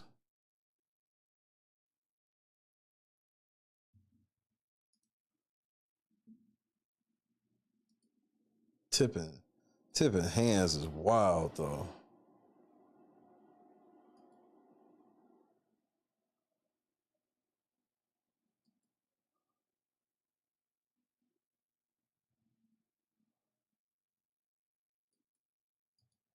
I keep my strap on me at all times. Unbiased reality. I think it's worth a rewatch. Hey. Well, I wasn't ready to, I wasn't a hill I was ready to die on. You know when it's a hill I'm ready to die on. That question was a little more tougher than whether or not Diddy committed sex trafficking. Hey, man, get y'all some fucking rest, bro. Happy holiday, bro. We got one more day.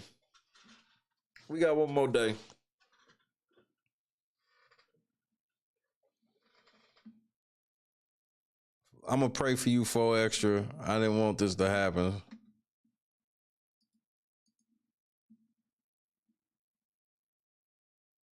But you didn't believe me, and I told you exactly what the motherfucking defense team was saying in their press conference.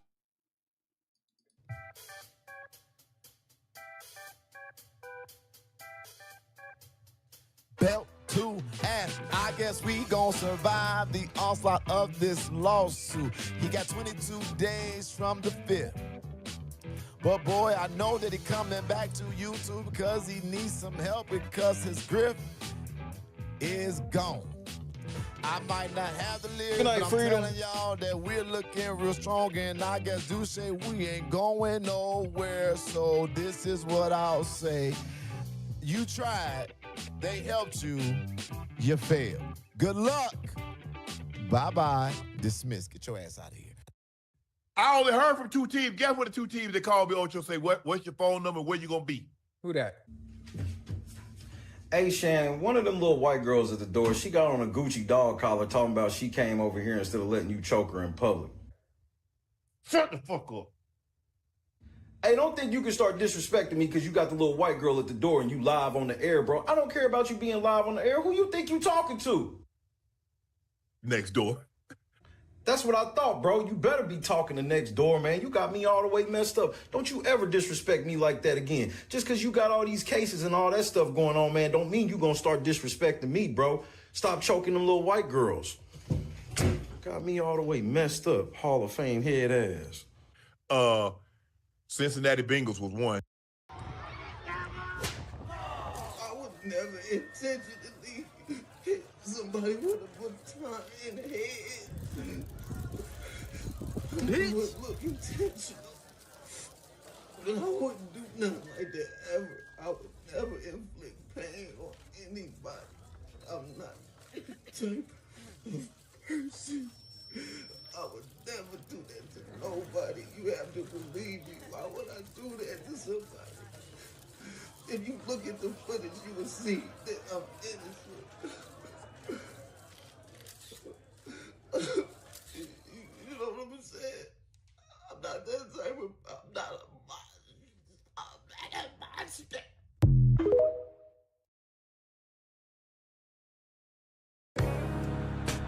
Hate that you said he wasn't a top 10 quarterback? Hate that you said he couldn't throw the ball? Hate that he got over when push came to shove? Hate that he always say the right thing? Money is nice, championships are better. Hate that in your all-knowing, armchair wisdom, you were sure he'd come up short. Hate that you got it wrong?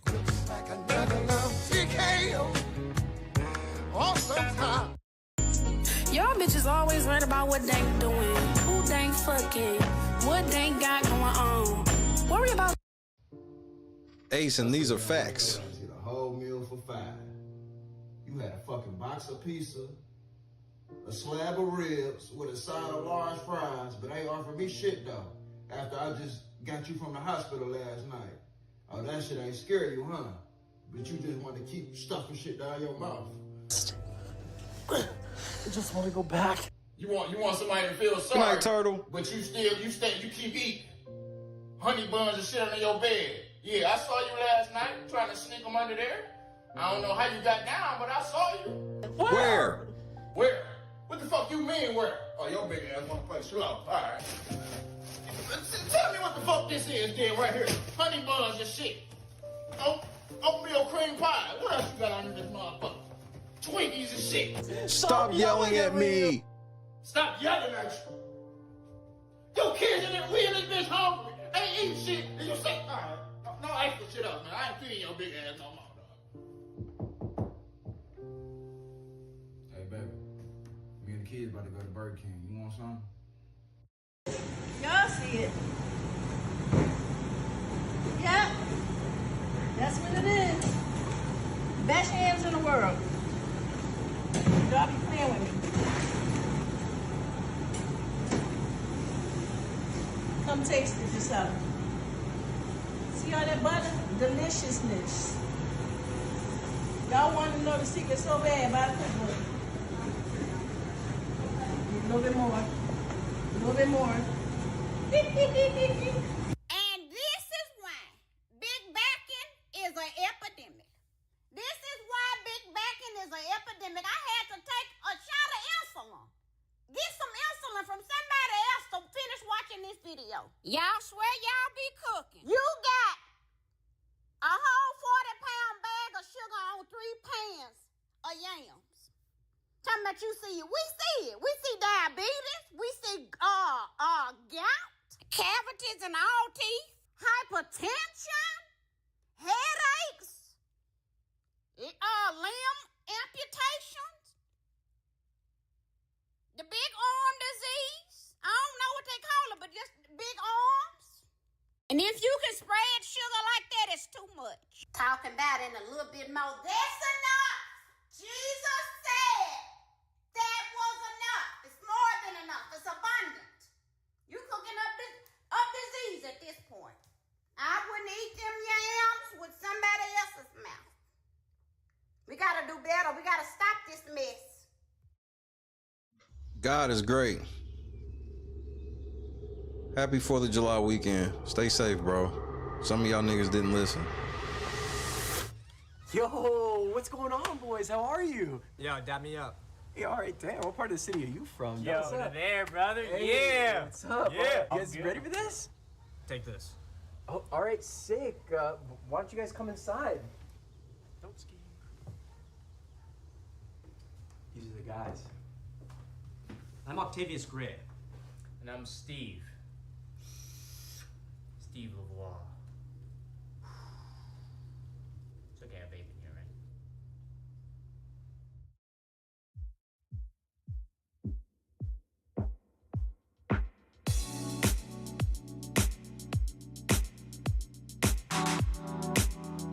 Tisa Tells is a piece of work, nigga. Set the mood right. Pick you up, baby, I'm looking so fly. Sunset rooftop, yeah, that's nice, right? Hop in the G-Class, I know you need that. Heart racing fast like the speed of light.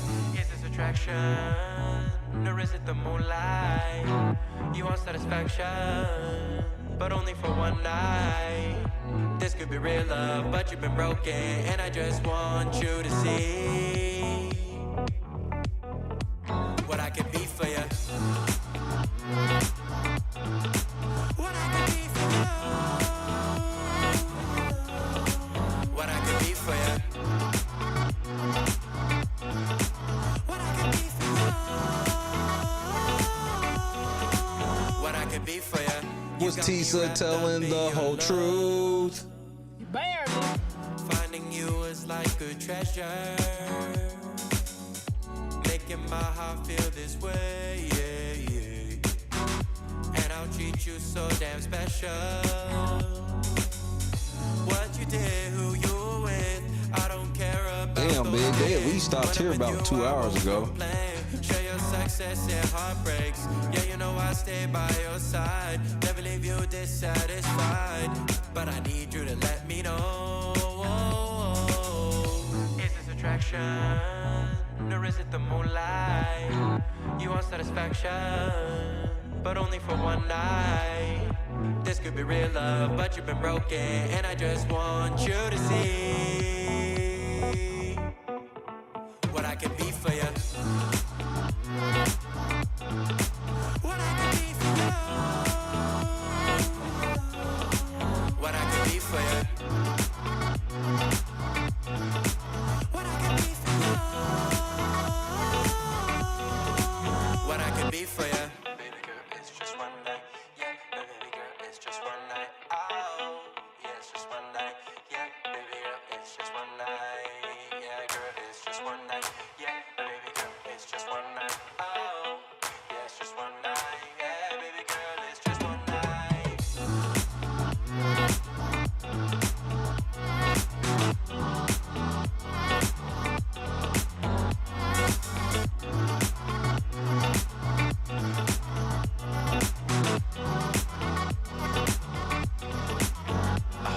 Crushed it. God is great. Take it light today. At the end of the day, just take it.